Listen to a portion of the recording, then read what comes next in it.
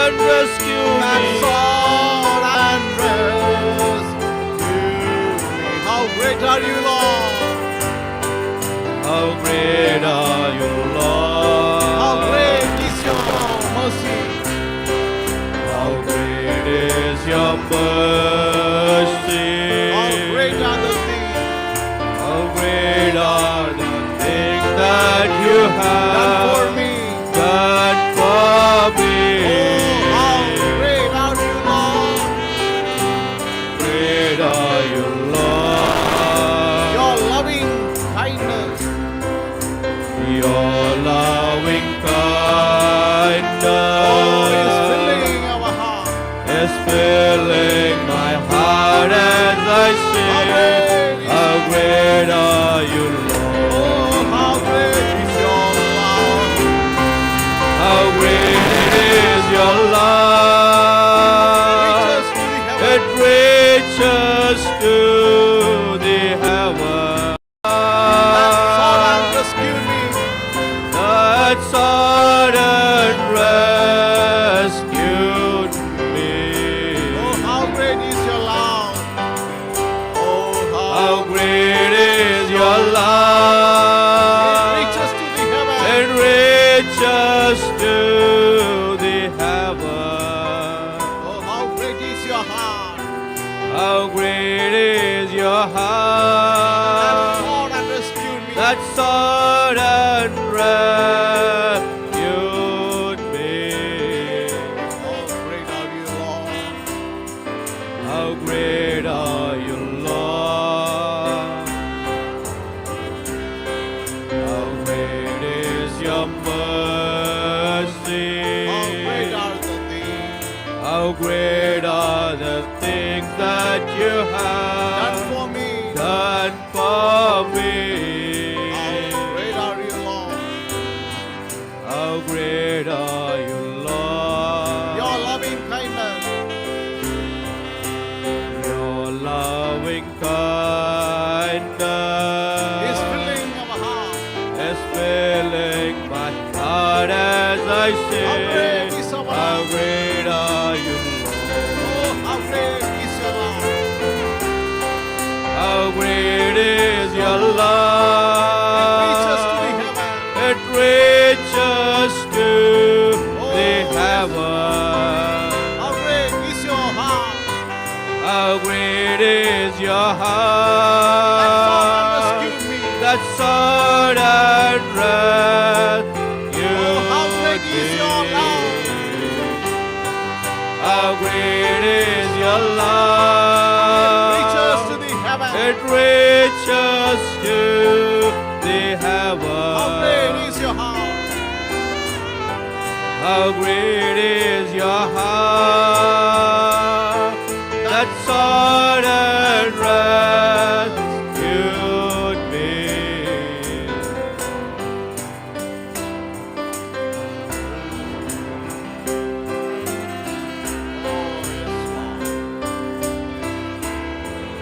Your love is so great, Father. Your kindness is great. Your mercy is great.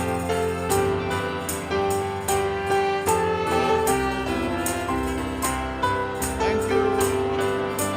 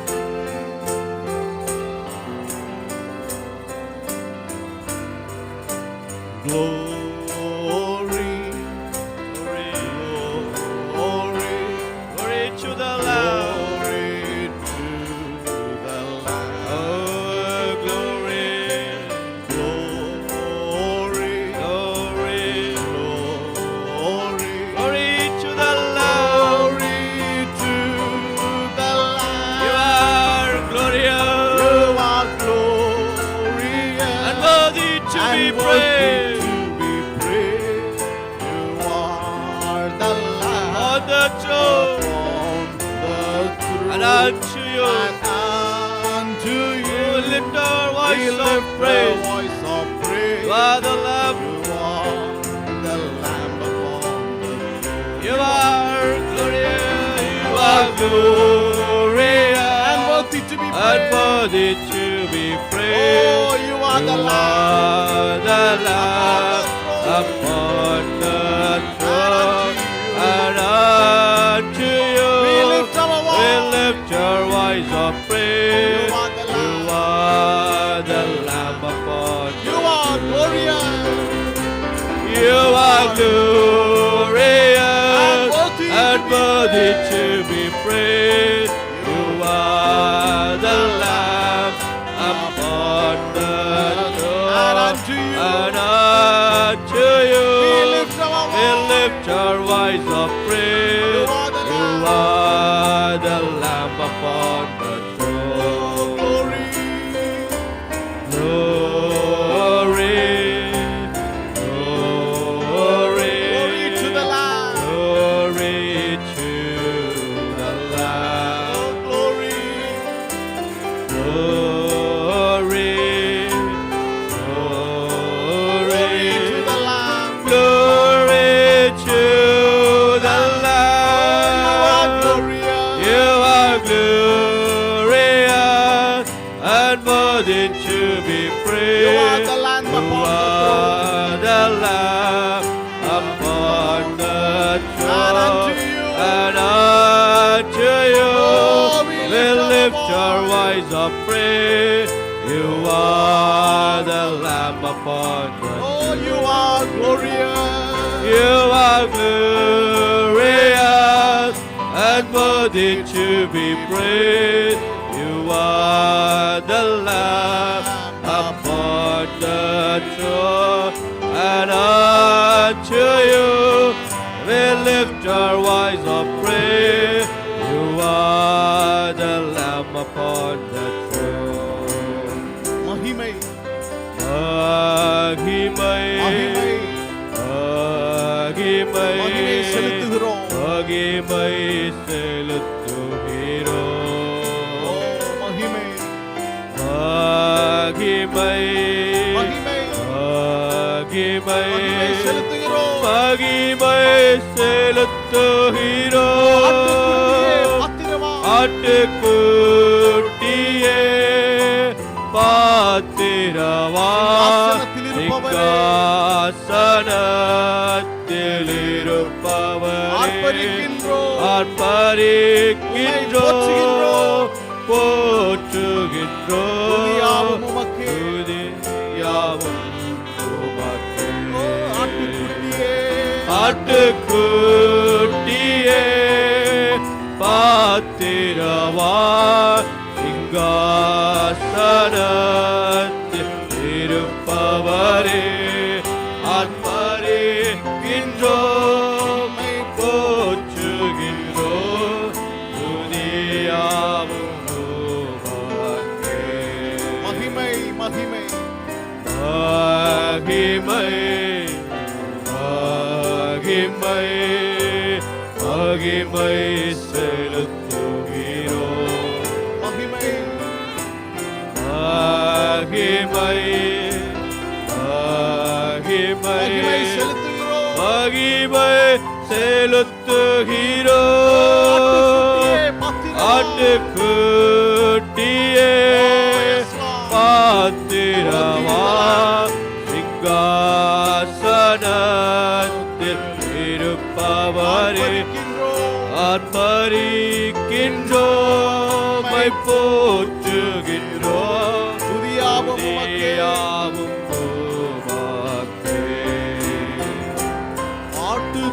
ஆட்டுக்குட்டியே பாத்திரவா சிங்காசனத்தில் இருப்பவரே ஆர்ப்பரிக்கின்றோம் உம்மை போற்றுகின்றோம் துதியாவும் உமக்கே.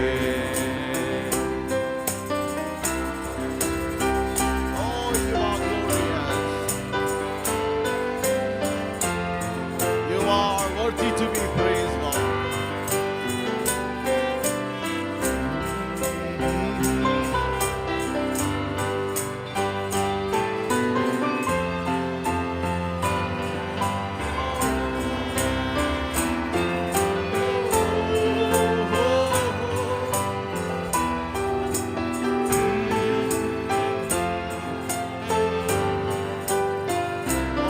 We lift our voice, Lord, to praise you, Lord, to worship you, Lord. Oh, accept our worship, Lord. Oh, yes, Lord. உம்மை போற்றுகிறோம், துதியாவும் உமக்கே.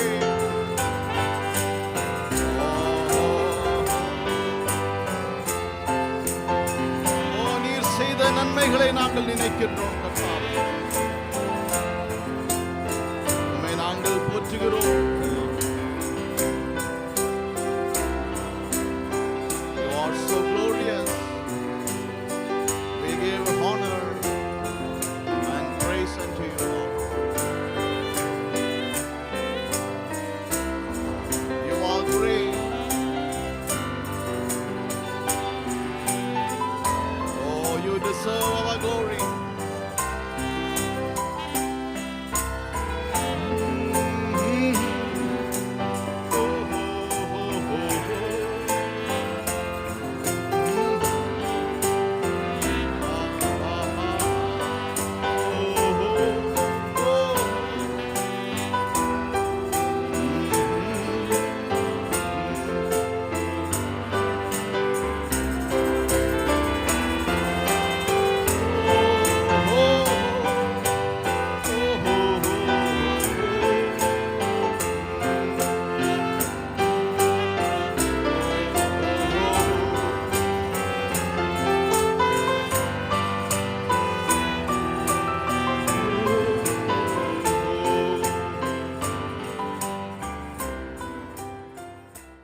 நீங்கள் Standing, if you விரும்பினால் will, நாம் நம்முடைய while we தலைகளை bow our வணங்கி heads for a word of prayer. ஜெபத்திற்காக அப்படியே நின்று கொண்டிருங்கள்.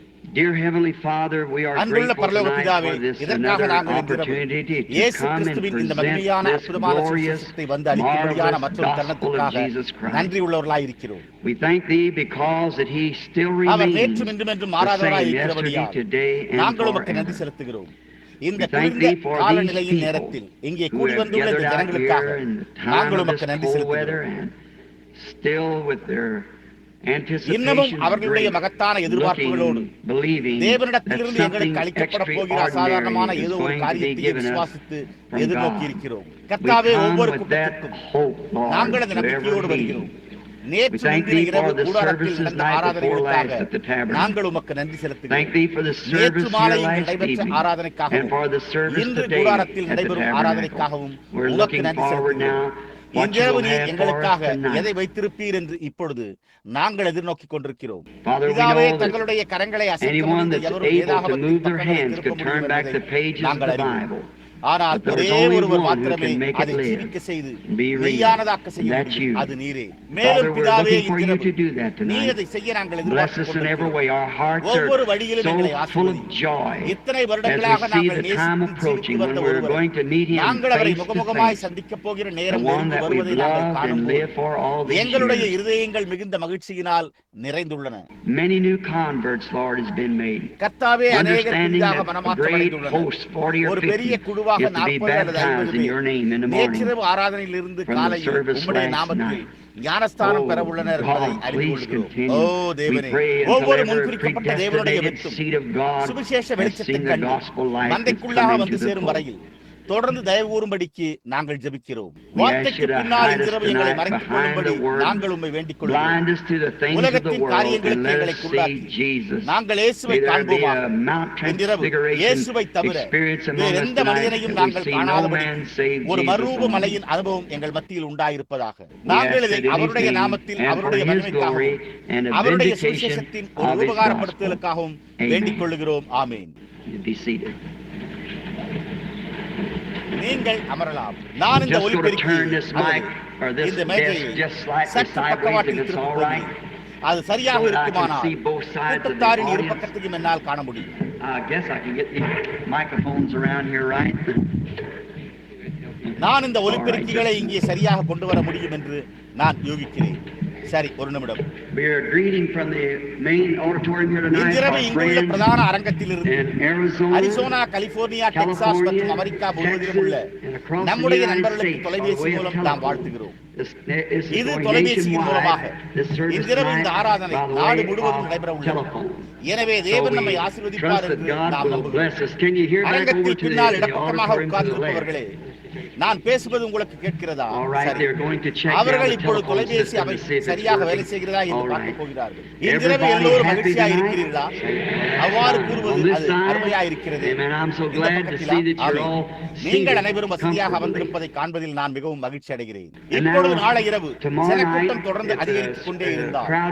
அவர்களும் கூட நேரடியாக தொலைபேசியில் கேட்கலாம். இன்றிரவு தொலைபேசி இணைப்பு உண்டு. அவர்களில் சிலர் அங்கே கூடாரத்தில் இருக்கிறார்கள் என்று நான் நினைக்கிறேன். மேலும் நாளை காலை கூடாரத்தில் ஆராதனைகளை நடத்த முடியாது. நாளை பிற்பகல் ஒரு கல்யாணத்திற்காக மலரினால் அலங்கரிக்கும் ஒருவர் அந்த சபையை அலங்கரிப்பார். The services in the morning. அவர்கள் காலை ஆராதனைகளை எங்களுடைய கூட்டாளிகளில் ஒருவர் இங்கே நெடுஞ்சாலையில் 62 இருக்கிற சகோதரர் ரடலின் சபைக்கு மாற்றியுள்ளார். அது அறிவிக்கப்பட்டுள்ளதா? அது அறிவிக்கப்பட்டுள்ளது. மேலும் அது அங்கே நிரம்பி வழிந்தால் நாங்கள் மீதியானவர்களை கொண்டு செல்ல மற்றொரு ஊழியக்காரரை கிளார்க்ஸ்வில்லில் உள்ள சகோதரன் ஜூனியர் ஜாக்சன் அவர்களுக்கு அனுப்புவோம். நாம் அதை சகோதரன் ரடலினுடைய இடத்தில் நடத்துவதற்கு காரணம் அது இங்கே அருகாமையில் உள்ளது. நீங்கள் அதை எளிதாக கண்டறியலாம் என்று நாங்கள் நினைக்கிறோம். அதன் பின்னர் நாம் அதை ஏதோ ஒரு வழியில் பார்த்துக் கொள்வோம். அந்த ஞானஸ்தானம் அனைத்தையும் நாளை பெறுவதை உறுதி செய்யவும். நாளை ஞானஸ்தானத்திற்காக 100 அல்லது 200 பேர்கள் சேர்க்கப்படுவார்கள் என்று நான் நம்புகிறேன். இப்பொழுது நாளை இரவு ஆனால் நீங்கள் பேசும் எதையும் முன்கூட்டியே அறிவிப்பதை நான் விரும்பவில்லை. ஆனால் ஆராதனையில் ஒரு இரவு அல்லது ஒரு நாள் யார் இந்த மெல்கிசேதேக் என்ற பொருளின் பேரில் நான் பேச விரும்புகிறேன். ஏனெனில் இந்த வெளிப்பாடுகள் வெளிப்படும் காலத்தில் நாம் வாழ்ந்து கொண்டிருக்கிறோம் என்று நான் நினைக்கிற ஒரு பாடப்பொருள். யார் இந்த நபர் என்ற கேள்வி காலங்கள் தோறும் இருந்து வந்தது. அவர் யாராய் இருந்தார் என்பதற்கு தேவன் பதிலுடையவராய் இருக்கிறார் என்று நான் விசுவாசிக்கிறேன். சிலர் ஒரு ஆசாரியத்துவம் என்றனர், சிலர் ஒரு ராஜா என்றனர், சிலர் ஆனால் அங்கே ஒரு கேள்வி இருக்கும் வரையில் அந்த கேள்விக்கு ஒரு பதில் இருக்க வேண்டும். முதலில் ஒரு பதில் இல்லாமல் ஒரு கேள்வி இருக்க முடியாது. இப்பொழுது நாம் அதை வாசிக்கையில் தேவன் அவருடைய வார்த்தையில் இன்றிரவு நமக்கு ஒரு ஆசீர்வாதத்தை அளிப்பார் என்று நாம் நம்புகிறோம். எங்குள்ள ஜனங்களோடு நீங்கள் நிச்சயமாகவே அருமையான ஒத்துழைப்பை கொண்டிருக்கிறீர்கள். உங்களிடம் கூறும்படி பில்லி என்னிடம் கூறினார். வாகனம் நிறுத்தும் இடம், காவல்துறை மற்றும் ஒவ்வொரு காரியத்திலும் அது இருந்து வருகிறது. அதை அப்படியே நிலைநிறுத்திக் கொள்ளுங்கள். அது மிக மிக நல்லது. நாம் ஒரு கால் விரைவில் இந்த நகரத்திற்கு இங்கே கூடாரத்தை கொண்டு வரக்கூடிய தருணம் வரும் என்று நம்புகிறோம். நாம் நீண்ட நேரம் தங்கும்படியாக இங்கே கையுழக்கட்டு பந்தாட்ட மைதானத்தில் அதை வைத்து ஒரு கால் 3 அல்லது 4 வாரங்கள் தொடர்ந்து எழுப்புதல் கூட்டங்களை நடத்த உள்ளோம். இங்கே நாம் ஒருவரை ஒருவர் அறிந்து கொள்ளவே முடியவில்லை. அதன் பின்னர் நாம் விடைபெற்று நாம் மீண்டும் செல்கிறோம். ஆனால் நான் வந்து நீண்ட காலம் தங்கியிருக்க விரும்புகிறேன். நீங்கள் தங்கியிருக்கும் ஒரு இரவு அல்லது 2 இரவுகளில் நாம் முடித்துவிட வேண்டியது. ஆனால் அப்படியே தங்கி இரவும் பகலும் தொடர்ந்து கற்க வேண்டும். யாராவது ஒருவர் வீட்டுக்கு சென்று கோழிகளுக்கு உணவளித்து பசுக்களுக்கு பால் கறந்து அடுத்த வாரம் திரும்பி வந்து ஆராதனையை தொடரலாம். நான் அதை விரும்புகிறேன். ஆகையால் கர்த்தர் உங்களோடு இருப்பாராக. இப்பொழுது நான் புறப்படுவதற்கு ஒருவேளை ஞாயிறு காலை அல்லது ஞாயிறு இரவு அல்லது எப்பொழுதாவது இந்த ஆராதனைகளில் நீங்கள் யாவரும் விவாகரத்தும் பற்றிய உண்மையின் பேரில் செய்தியை கேட்க நீங்கள் அனைவரும் காத்திருக்கிறீர்கள் என்று எனக்கு தெரியும். அது இந்நாளின் பெரிய பிரச்சனைகளில் ஒன்றாக உள்ளது. நான் இங்கே நின்று கொண்டிருப்பது எவ்வளவு நிச்சயமோ அவ்வளவு நிச்சயமாக சரியான பதில் தேவனுடைய வார்த்தையில் உள்ளது என்று நான் நம்புகிறேன். அதற்காகவே நான் திரும்பி வருவேன் என்று வாக்களித்துள்ளேன் என்று நான் நம்புகிறேன். நான் நினைக்கிறேன் என்னால் அறிந்தவரை எனக்கு தெரிந்த மட்டில் ஈஸ்டர் ஞாயிறு அன்று ஜெஃபர்சன்வில்லில் இங்கே மற்றொரு ஆராதனையும் சூரியோதய ஆராதனையும் அதன் பின்னர் ஈஸ்டர் ஞாயிற்றுக்கிழமை ஆராதனையும் நான் நடத்த விரும்புகிறேன்.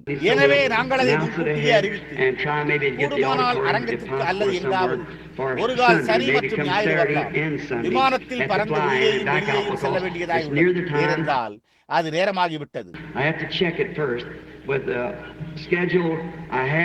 நான் முதலில் கலிபோர்னியாவில் உள்ள என்னுடைய பயணத்திட்ட அட்டவணையை கொண்டு அதை சரிபார்த்துக் கொள்ள வேண்டும். அதன் பின்னர் அதற்கு பிறகு உடனடியாக நான் ஆப்பிரிக்காவிற்கு செல்ல வேண்டும்.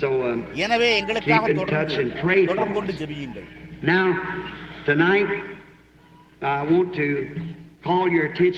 இப்பொழுது இன்றிரவு பரிசுத்த லூக்கா 4ஆம் அதிகாரத்தில் காணப்படும் தேவனுடைய வார்த்தையின் ஒரு பகுதிக்கு உங்கள் கவனத்தை நான் திருப்ப விரும்புகிறேன். 4ஆம் அதிகாரம் 16ஆம் வசனத்தில் இயேசு பேசுகிறார். உங்கள் காதுகள் கேட்க இந்த வார்த்தை இன்றைய தினம் நிறைவேறிற்று. Now we want to draw from that a conclusion. இப்பொழுது நாம் அதிலிருந்து தேவனுடைய வார்த்தை எவ்வளவு ஆற்றல் வாய்ந்தது என்ற ஒரு முடிவுக்கு வர விரும்புகிறோம். Now we all can figure out the mechanics. இப்பொழுது நாம் யாவரும் இயக்கவியலை கண்டறிய முடியும். ஆனால் அதை கிரியை செய்ய இயங்கு சக்தி தேவைப்படுகிறது. We can figure out what the mechanics of a machine. ஒரு இயந்திரத்தின் இயக்கவியல், மோட்டார் வாகனம் என்ன என்பதை நாம் கண்டுபிடிக்கலாம். ஆனால் அதன் பின்னர் சக்கரங்கள் இயங்குவதற்கு இயங்கு சக்தி தேவைப்படுகிறது. Now Jesus had returned to Nazareth. இப்பொழுது இயேசு வளர்க்கப்பட்ட நாசரேத்துக்கு திரும்பி இருந்தார். இந்த வேத வாக்கியங்களில் அவர்கள் நீர் கப்பர்நகூமில் என்னென்ன காரியங்களை செய்ததாக அவர்கள் கூறினர் என்பதை நாங்கள் கண்டறிகிறோம். இப்பொழுது நீர் அதை இங்கே உங்களுடைய சொந்த தேசத்தில் செய்ய நாங்கள் காணட்டும் என்றனர். இயேசு ஒரு தீர்க்கதரிசி தன் சொந்த தேசத்தை தவிர வேறொன்றும் கலவீனமடையார் என்றார். மேலும் நிச்சயமாகவே அங்கேதான் நீங்கள் வளர்க்கப்பட்டீர்கள். ஜனங்கள் உங்களை அறிவிக்கிறார்கள். பூமிக்குரிய ஒரு தகப்பன் இல்லாமல் பிறந்ததன் மூலம் துவக்கத்திலேயே அவருக்கு ஒரு கெட்ட பெயர் உண்டாயிருந்தது. அவர்கள் அவரை ஒரு முறைதவறி பிறந்த பிள்ளை என்று அழைத்தனர். அதாவது மரியாளும் யோசேப்பை விவாகம் செய்வதற்கு முன்பு அவள் உண்மையாகவே கர்ப்பமாக இருந்தாள். ஆனால் அது அவ்வாறு இல்லை. அது அவ்வாறு இல்லை என்பதை நாம் அறிவோம்.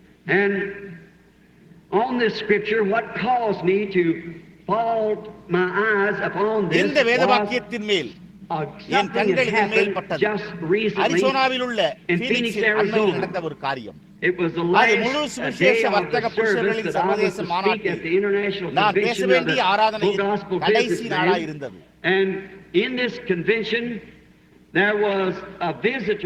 இந்த மாநாட்டில் எங்களுடன் ஒரு வருகையாளர் இருந்தார். அவர் ஒரு கத்தோலிக்க பேராயர்.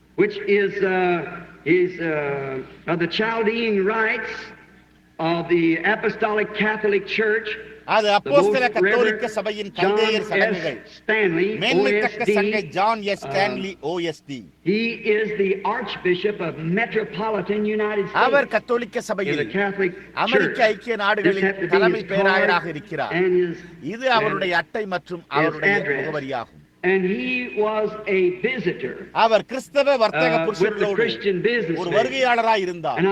அதற்கு முந்தின நாள் நான் அவரை அங்கே கண்டிருந்தேன். சனிக்கிழமை இரவு நான் பேசிக் கொண்டிருந்த போது அல்லது சனிக்கிழமை காலை சிற்றுண்டி வேளையில் என்று நான் நினைக்கிறேன். மேலும் நான் பேசிக் கொண்டிருக்கையில் அவர் என்னை தொடர்ந்து கவனித்துக் கொண்டிருந்தார். அந்த மனிதன் நிச்சயமாகவே நான் கூறுகிற ஒவ்வொரு காரியத்தோடும் இணங்கவில்லை என்று எண்ணினேன். மேலும் உங்களுக்கு தெரியும், உங்களால் அவரை பார்க்க முடியும். அவர் தன்னுடைய தலையை மேலும் தொடர்ந்து அசைத்தார். ஆனால் அவர் மேல் சரியாக என்ன கிரியை செய்து கொண்டிருந்தது என்பதை நான் அறியாதிருந்தேன்.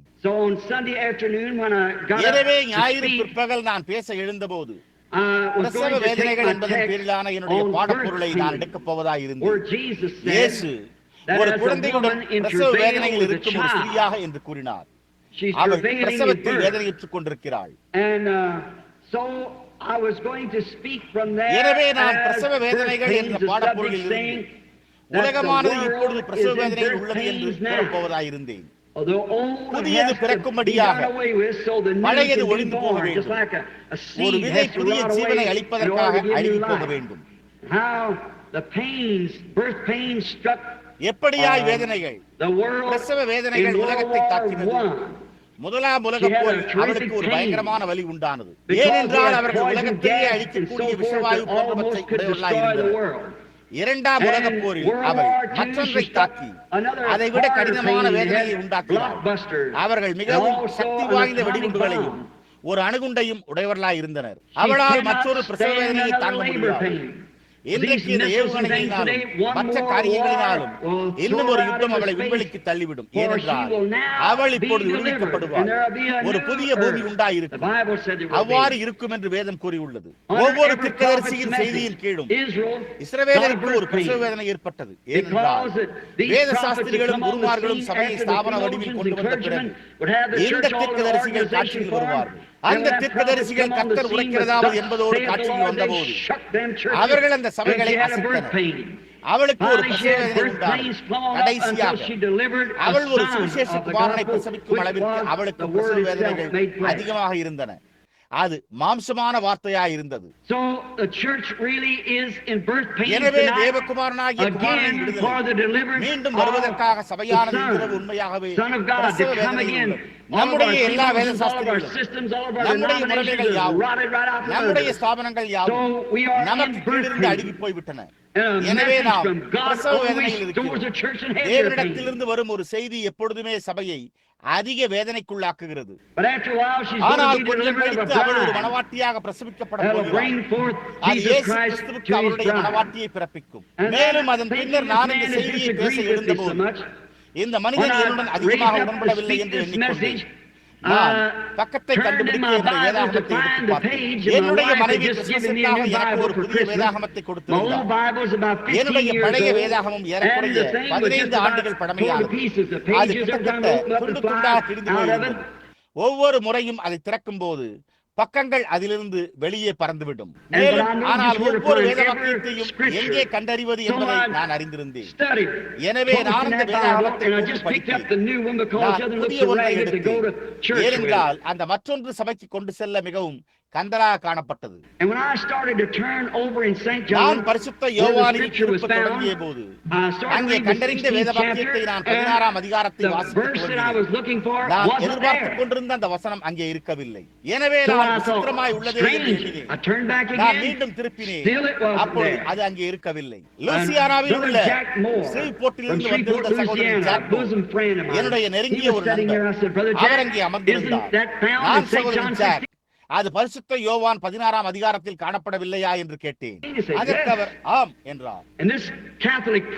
இந்த கத்தோலிக்க குருவானவர் மேடையின் மேல் அமர்ந்திருந்த சுமார் 100 குருமார்கள் மத்தியில் தன்னுடைய இருக்கையை விட்டு எழுந்து அவருடைய நீண்ட முழு அங்கியோடும் சிலுவைகள் போன்றவற்றோடும் எழுந்து மேலும் அவர், என் மகனே உறுதியாக இரு, தேவன் அசையோடு ஆயத்தமாய் கொண்டிருக்கிறார் என்றார். நான் ஒரு கத்தோலிக்க பேராயர் அதை என்னிடம் கூறுகிறாரா என்று எண்ணினேன். அவர் அதை என்னுடைய வேதத்திலிருந்து வாசியுங்கள் என்றார். நான் அவருடைய வேதத்திலிருந்து வேத வாக்கியத்தை வாசித்தேன்.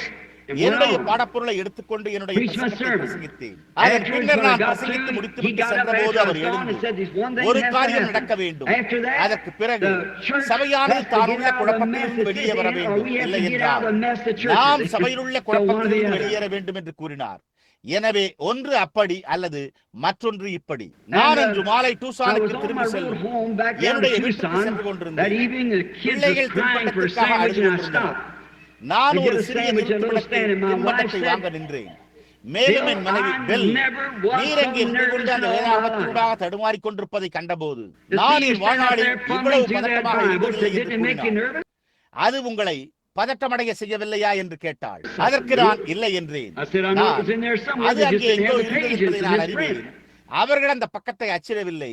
அது ஒரு தவறான அச்சடிப்பு என்று கூறினேன். மேலும் அவர், நினைத்து பாருங்கள், அதாவது நான் இந்த வேதாகமத்தை உங்களுக்கு கொடுத்தேன்.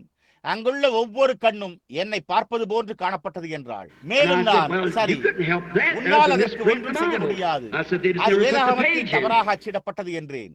அதற்கு நான், அவர்கள் ஒருபோதும் அந்த பக்கத்தை சேர்க்கவில்லை என்றேன். பாருங்கள், நான் கீழே இறங்கியதை மீண்டும் பார்த்தேன். அது எவ்வளவு சரியாக இருக்க முடியுமோ அவ்வளவு சரியாக இருந்தது. ஆனால் 16ஆம் அதிகாரத்தின் பாகம் முடிவடைகிறது. அதன் பாகம் கீழே 3 அங்குலங்கள் மட்டுமே உள்ளது. மறுபக்கத்தில் 17ஆம் அதிகாரத்தில் அதே காரியமாகவே இருக்கிறது. மேலும் ஒரு புதிய வேதாகமமாய் இருந்தபடியால் அந்த 2 பக்கங்களும் ஒன்றோடு ஒன்று சரியாக ஒட்டிக்கொண்டிருந்தன. நான் 16ஆம் அதிகாரத்திற்கு பதிலாக 17ஆம் அதிகாரத்திலிருந்து வாசிக்கிறேன். பாருங்கள், நான் அதெல்லாம் சரியாயிருக்கிறது, அது ஏதோ ஒரு காரணத்திற்காக என்றேன்.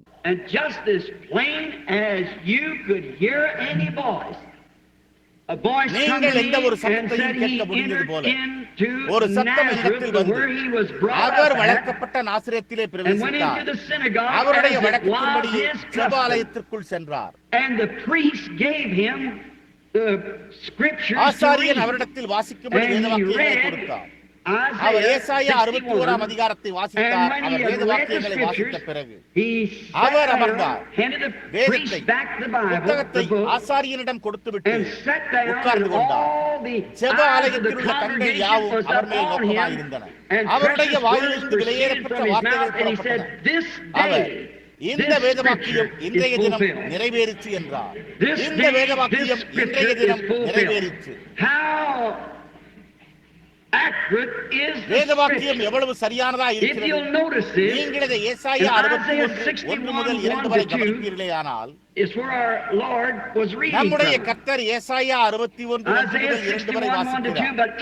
ஆனால் ஏசாயா 61ஆம் அதிகாரம் 2ஆம் வசனத்தின் பாதியை அவர் நிறுத்திவிட்டார். அங்கே அது கர்த்தருடைய ஆவியானவர் என்பே இருக்கிறார். கர்த்தருடைய அனுக்கிரக வருஷத்தை பிரசங்கிக்கவும் என்று கூடிய இடத்தில் வாசித்துவிட்டு பின்னர் அவர் மற்றொரு பாகம் நியாயத்திற்கு கொண்டு வருவது அவருடைய முதல் வருகைக்கு பொருந்தவில்லை, ஆனால் அவருடைய இரண்டாம் வருகைக்கு பொருந்தும். பாருங்கள், அது அங்கே பொருந்தவில்லை. வேத வாக்கியங்கள் எப்படியாய் ஒரு பிழையும் உண்டு பண்ணுகிறது. அவைகள் எப்பொழுதுமே பரிபூர்ணமானவை.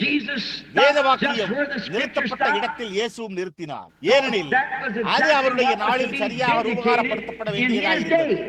இப்பொழுது அந்த முதலாம் வருகையில் இரண்டாம் வருகையில் அவர் பூமியின் மேல் நியாயத்திற்கு கொண்டு வருவார். ஆனால் அப்பொழுது அல்ல, அவர் கர்த்தருடைய அனுக்கிரக வருஷத்தை பிரசங்கிக்கவும் வேண்டியதாயிருந்தது.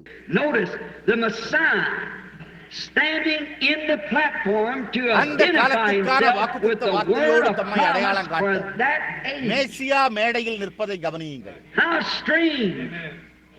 மேசியா சபைக்கு முன்பாக நிற்பது எவ்வளவு விசித்திரமானது.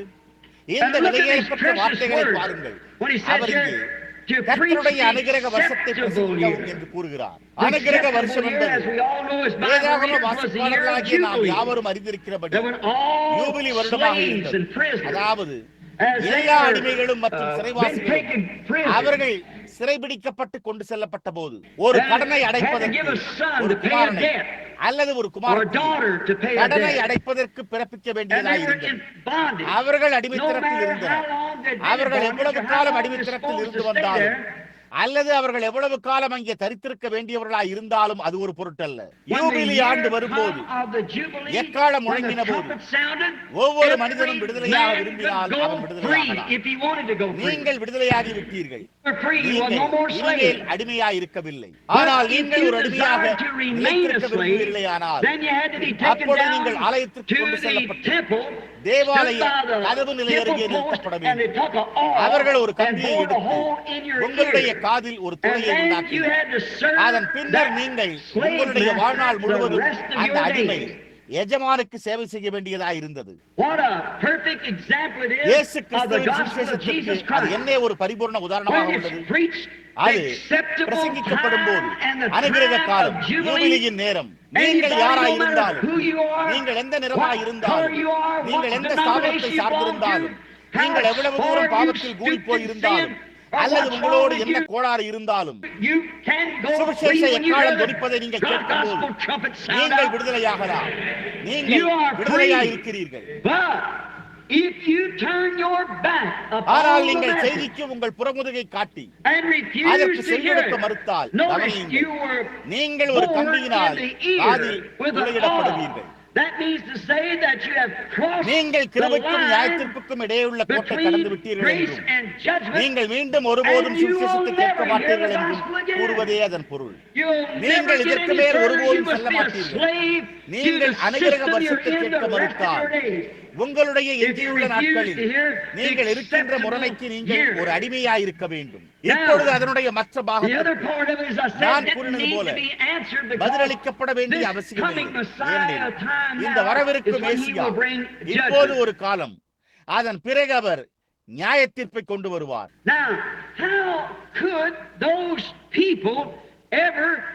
இப்பொழுது அவர் யாராய் இருந்தார் என்பதை அந்த ஜனங்கள் எப்படி காண தவறி இருக்க முடியும்? அவர்கள் அதை எப்படி தவறவிட்டார்கள்? அது மிக தெளிவாக வெளிப்படுத்தப்பட்டு காண்பிக்கப்படும் போது அது எப்படி தவறவிட முடியும்? அவர்கள் எப்படி பார்வையை தவறவிட்டிருக்க முடியும்? அவர் என்ன ஒரு வார்த்தை, அதை குறித்து சிந்தித்து பாருங்கள். இந்த வேத வாக்கியம் இன்றைய தினம் உங்கள் கண்களுக்கு முன்பாக நிறைவேறி இருக்கிறது. யார் அதை கூறினார்? தேவன் தாமே. அவர் தம்முடைய சொந்த வார்த்தைக்கு அர்த்தமுறைப்போராய் இருக்கிறார். இந்த வேத வாக்கியம் இந்நாளில் நிறைவேறிற்று. மேசியா தாமே சபையோரின் முன்னிலையில் நின்று கொண்டு வேதாகமத்திலிருந்து தம்மை பற்றிய ஒரு வார்த்தையை வாசித்து அதன் பின்னர் இந்த வேத வாக்கியம் இன்றைக்கு நிறைவேறிவிட்டது என்று கூறினார். அவர்கள் அப்பொழுதும் அதை காண தவறினர். அது என்ன ஒரு சோகமாக இருக்கும். ஆனால் அது நடந்தே விட்டது. அது அநேக முறை சம்பவித்துள்ளது. அது எப்படி சம்பவிக்க முடியும்? உண்மையாகவே மனிதரின் வார்த்தையின் வியாக்கியானத்தை விசுவாசிப்பதன் மூலம் மற்ற காலங்களில் செய்தது போலவே அதுதான் அதற்கு காரணம். அந்த நாட்களில் இருந்த அந்த விசுவாசிகள் என்று அழைக்கப்பட்டவர்கள் வேத வாக்கியத்தை குறித்து ஆசாரியர் கூறியிருந்ததற்கு அர்த்தத்தை ஏற்றுக்கொண்டிருந்தனர். ஆகையால் இயேசு அவர்களுடைய ஸ்தாபனங்களை அல்லது அவர்களுடைய சங்கங்களை சார்ந்தவராய் இல்லாமல் அவர் அவர்களுடைய கூட்டத்திலிருந்து வெளியேற்றப்பட்டார். மேலும் ஆகையால் அவர்களால் அவரை அவர்களோடு அடையாளம் காட்ட முடியவில்லை. ஏனென்றால் அவர் அவர்களிடத்திலிருந்து வித்தியாசமானவராக இருந்தார். இயேசு கிறிஸ்து என்னும் நபர் தேவனுடைய குமாரன் என்பதை ஒருவரும் காண தவறாதபடிக்கு அவர் மிகவும் ஒப்பற்றவராய் இருந்தார். ஏனென்றால் அவரை குறித்து எழுதப்பட்டிருந்த வேதவாக்கியத்தின் பரிபூர்ண அடையாளமாக அவர் இருந்தார். அந்த விதமாகவே எந்த கிறிஸ்தவனும் அறியப்படுகிறார். அவருடைய ஜீவியம் ஒரு கிறிஸ்தவன் செய்ய வேண்டிய காரியங்களை அடையாளம் காட்டுகிறது. எப்படி அவரால் இருந்து இந்த வேதவாக்கியம் உங்கள் கண்களுக்கு முன்பாக இந்நாளில் நிறைவேறிற்று என்று கூற முடிந்தது? எவ்வளவு விசேஷித்தவர்களாக இருந்தனர். எவ்வளவு தெளிவாக அதே சமயத்தில் ஜனங்கள் தவறாக புரிந்து கொண்டனர். ஏனென்றால் அவர்கள் கேட்டுக்கொண்டிருந்த சில ஆசாரியர்களின் முறைமையின் வியாக்கியானத்தை ஏற்றுக்கொண்டனர். வரலாறு எப்பொழுதுமே திரும்ப திரும்ப நிகழ்கிறது. வேதம் அதற்கு ஒரு கூட்டு வெளிப்பாட்டையும் கொண்டுள்ளது. உதாரணமாக வேதத்தில் இயேசுவை குறிப்பிடுகிற எகிப்திலிருந்து என் குமாரனை வரவழைத்தேன் என்று கூறுவது போல அதன் பேருள்ள ஓரக்குறிப்பை பாருங்கள். அதே வேத வாக்கியம் யாக்கோப்பை குறித்து கூட கூறப்பட்டுள்ளது என்பதை நீங்கள் கண்டறியலாம். இயேசு அவருடைய மகத்தான குமாரனாய் இருந்தார். அவர் எகிப்திலிருந்து வரவழைத்த அவருடைய குமாரன் யாக்கோபு. மற்ற எல்லா குறிப்புகளும் அதை கொடுக்கின்றன. ஏனென்றால் அது வேத வாக்கியத்தையே குறிப்பிட்டுக் கொண்டிருக்கிறது. எனவே அது ஒரு இரட்டை பதிலை அது அழைக்கப்பட்ட யாக்கோபுக்கும் வெளியே அழைக்கப்பட்ட இயேசுவிற்கும் ஒரு பதிலை உடையதாக இருந்தது. அது இன்றைக்கும் அவ்வாறே உள்ளது. ஏனென்றால் நாம் அப்படிப்பட்ட ஒரு கொந்தளிப்பில் இருக்கிறோம்.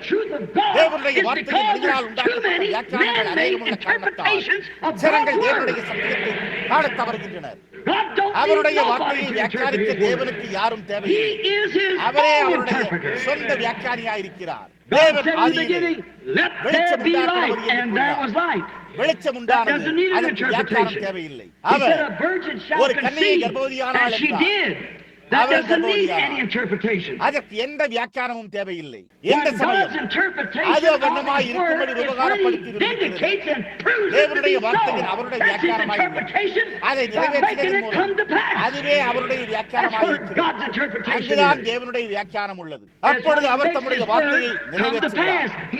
அவர் அதை உங்களுக்கு வியாக்கியானித்துக் கொண்டிருக்கிறார். வெளிச்சமே இல்லாதிருந்தது. அவர் வெளிச்சம் உண்டாக்கப்படுவது என்று வெளிச்சம் உண்டானது போலவே அதற்கு யாரும் அர்த்தம் உரைக்க வேண்டியதில்லை. ஆனால் நாம் மனிதனால் உண்டாக்கப்பட்ட முறைமைகளை அதற்குள் கலந்து மேலும் நீங்கள் அதை ஒழுங்கிலிருந்து விலக்கி விடுகிறீர்கள். அது எப்பொழுதுமே அந்த விதமாகவே இருந்து வருகிறது. ஆனால் அது எவ்வளவு விசேஷமாக இருந்திருக்க வேண்டும் என்பதை நான் இன்னும் நினைத்து பார்க்கிறேன். மேசியா அதை குறித்து சிந்தித்து பாருங்கள். அவர்கள் ஏன் அவரை காணத் தவறினர்? காரணம், அவர்களுடைய தலைவர்கள் அவரை அறிந்திருக்க வேண்டியவர்களாய், வேத வாக்கியங்களை நன்கு அறிந்திருக்க வேண்டியவர்களாய் இருந்து வேத வாக்கியங்களை புரிந்து கொண்டிருந்திருக்க வேண்டும். அவர்கள் இந்த மனிதனை இழிவாக கருதி அவன் துவக்கத்தில் முறை தவறி பிறந்த பிள்ளை, நாங்கள் அதை விசுவாசிக்க மாட்டோம் என்றனர். அநேக ஆண்டுகளுக்கு பிறகு நாம் அதை விசுவாசிப்பது, அவர் ஒரு கன்னிப்பிறப்பின் குமாரன் என்று கூறும்படியான நோக்கத்திற்காக நாம் மரிப்போம். இன்றைக்கு நாம் பார்க்கிற யெகோவா செய்கிற காரியங்கள் ஒரு நாள் நிறைவேறும். நாம் இன்றைக்கு பேசிக் கொண்டிருக்கிற காரியத்திற்காக வரப்போகும் காலங்களில் உள்ள மனிதர்கள் மதிப்பார்கள். மிருகத்தின் முத்திரை வரும்போது நீங்கள் அதை செய்ய வேண்டும். இந்த விதமாக சுவிசேஷத்தை பிரசங்கிக்க நீங்கள் அனுமதிக்கப்பட மாட்டீர்கள். சபைகளின் மகத்தான சங்கம் ஒன்று சேர்ந்து வரும்போது அது இப்பொழுது உலக சபைக்கான ஒழுங்கில் உள்ளது. இதற்கு நீங்கள் உங்களுடைய சாட்சியை உங்களுடைய சொந்த ஜீவியத்தினால் முத்திரையிட வேண்டும். நீங்கள் அதை இப்பொழுது விசுவாசிக்க வேண்டும். அவரை ஆக்கிரமிப்படுத்திய அந்த ஆசாரியர்கள் உயிரோடு எழும்பினால் அவரை குற்றப்படுத்த முடியாது. ஆனால் நான் அங்கிருந்திருந்தால் நான் என்னென்ன காரியத்தை செய்திருப்பேன் என்று நீங்கள் சொல்லலாம். அது உங்களுடைய காலமாக இருக்கவில்லை. ஆனால் இது உங்களுடைய காலம். இதுவே அந்த நேரம். நீங்களோ சரி, அவர் இங்கே இருந்திருந்தால் என்று கூறலாம். வேதம் அவர் நேற்று இன்றும் மாறாதவராய் இருக்கிறார். எனவே அவர் இங்கே இருக்கிறார். ஆனால் அவர் இங்கு இருக்கிறார். உலகம் நாகரிகம் அடைந்து மகத்தானதாய் கல்வி அறிவு பெற்றுள்ள நிலையில் அவர் இங்கே ஆவியின் ரூபத்தில் இருக்கிறார். அதை அவர்கள் கொல்லவோ அல்லது மரணப்படுத்தவோ முடியாது. அவர் ஒரு முறை மரித்தார், அவர் மீண்டும் மரிக்க முடியாது. தேவன் பாவத்திற்காக மாம்சத்தில் மரணத்திற்கு அவர் மாம்சமாக வேண்டியதாய் இருந்தது. ஆனால் இந்த முறை அவரால் மரிக்கவே முடியாது. அது பரிசுத்த ஆவியாகும். இப்பொழுது அவருக்கு விரோதமான காரியங்களை அவர்கள் கொண்டிருந்தனர் என்று எப்படியா நினைத்து பார்க்க முடிகிறது? மற்றொரு காரியம், அவர் அவர்களுடைய அணிகள் எதிரோடு சேர மாட்டார். அதன் பின்னர் நீங்கள் பாருங்கள், அது இன்னமும் அவரை ஒரு மோசமான நபராக்கியது. அவர் அவர்களுடைய ஸ்தாபனங்களில் சேர மாட்டார். அவர்களுடைய ஆசாரியத்துவத்தில் சேர மாட்டார். அவர் அதனோடு எந்த சம்பந்தமும் வைத்துக் கொள்ள மாட்டார். அதன் பின்னர் இவை எல்லாவற்றையும் தவிர அவர்கள் கட்டி எழுப்பியிருந்ததை அவர் தகர்த்தெறிய முயன்றார். அவர் ஆலயத்திற்குள் சென்றார். நாம் அவரை ஒரு சாந்த குணமுள்ள மனிதன் என்கிறோம். அவர் அவ்வாறு இருந்தார். ஆனால் அநேக சமயங்களில் நாம் சாந்தம் என்றால் என்ன என்பதை தவறாக புரிந்து கொள்கிறோம். அவர் இரக்கமுள்ள ஒரு மனிதனாய் இருந்தார். ஆனால் அதே சமயத்தில் இரக்கம் என்றால் என்ன என்பதை நாம் சில சமயங்களில் புரிந்து கொள்ள தவறுகிறோம். மானிட இரக்கம் அல்ல, அது இரக்கம் அல்ல. ஆனால் இரக்கம் என்பது தேவனுடைய சித்தத்தை செய்வதாகும். அவர் வாசலாகிய பெதஸ்தா குளத்தினூடாக கடந்து சென்றார். அங்கே திரளான ஜனங்கள் படுத்திருந்தனர். திரள் கூட்டங்கள் என்பது குறிப்பிட்ட எண்ணிக்கை அல்ல. ஆனால் அங்கே திரளான ஜனங்கள், சப்பானிகள், குருடர்கள், சப்பானிகள், சூம்பினவர்கள். அவர் எப்பொழுதுமே ஜனங்களிலே பறி கொண்டிருந்தார். அவர் குணமான குருடான சப்பானியான சூம்பாத ஒரு நபரத்திற்கு சென்றார். ஒரு சுரப்பு தொல்லையாய் இருக்கலாம். ஒருவேளை அவருக்கு மந்தமான ஏதோ ஒரு சிறு பலவீனம் இருந்திருக்கலாம். அவன் அதை 38 வருடங்களாக உடையவனாய் இருந்தான். அது அவனை தொல்லைப்படுத்த போவதில்லை, அவனை கொல்லப் போவதில்லை. அவன் ஒரு மரப்பலகையின் மேல் படுத்துக் கொண்டிருந்தான். அப்பொழுது அவர், நீ சொஸ்தமாக வேண்டும் என்று விரும்புகிறாயா என்று கேட்டார். அப்பொழுது அந்த மனிதன், என்னை தண்ணீரில் கொண்டு போய்விட யாரும் இல்லை, ஆனால் நான் வரும்போது யாரோ ஒருவர் எனக்கு முன்னால் வந்து இறங்கி விடுவார் என்றார். பாருங்கள், அவனால் நடக்க முடிந்தது, அவனால் பார்க்க முடிந்தது, அவனால் சுற்றிலும் செல்ல முடிந்தது. ஆனால் அவன் பலவீனமாக இருந்தான். இயேசு அவனை நோக்கி, எழுந்து உன் படுக்கையை எடுத்துக்கொண்டு உன்னை வீட்டிற்கு போ என்றார். அதன் பேரில் இயேசுவிடம் கேள்வி கேட்கப்பட்டது. வேதவாக்கியம் உங்களுக்கு நினைவிருக்கும். வியப்பொன்றுமில்லையே, அவர் இங்கிருந்து ஜெபசனிலுக்கு வந்து அதை போன்ற ஒரு செயலை செய்வாரே. ஆனால் அவர்கள் அப்பொழுதும் அவரை குறித்து பேசுவார்கள். ஆனால் அவர் ஒரு காரியத்தை செய்ய வந்தார். அது தேவனுடைய சித்தமாயிருக்கிறது. அது பரிசுத்த யோவான் 5:19 காணப்படுகிறது. நீங்கள் அதை பதிலை பெறுவீர்கள்.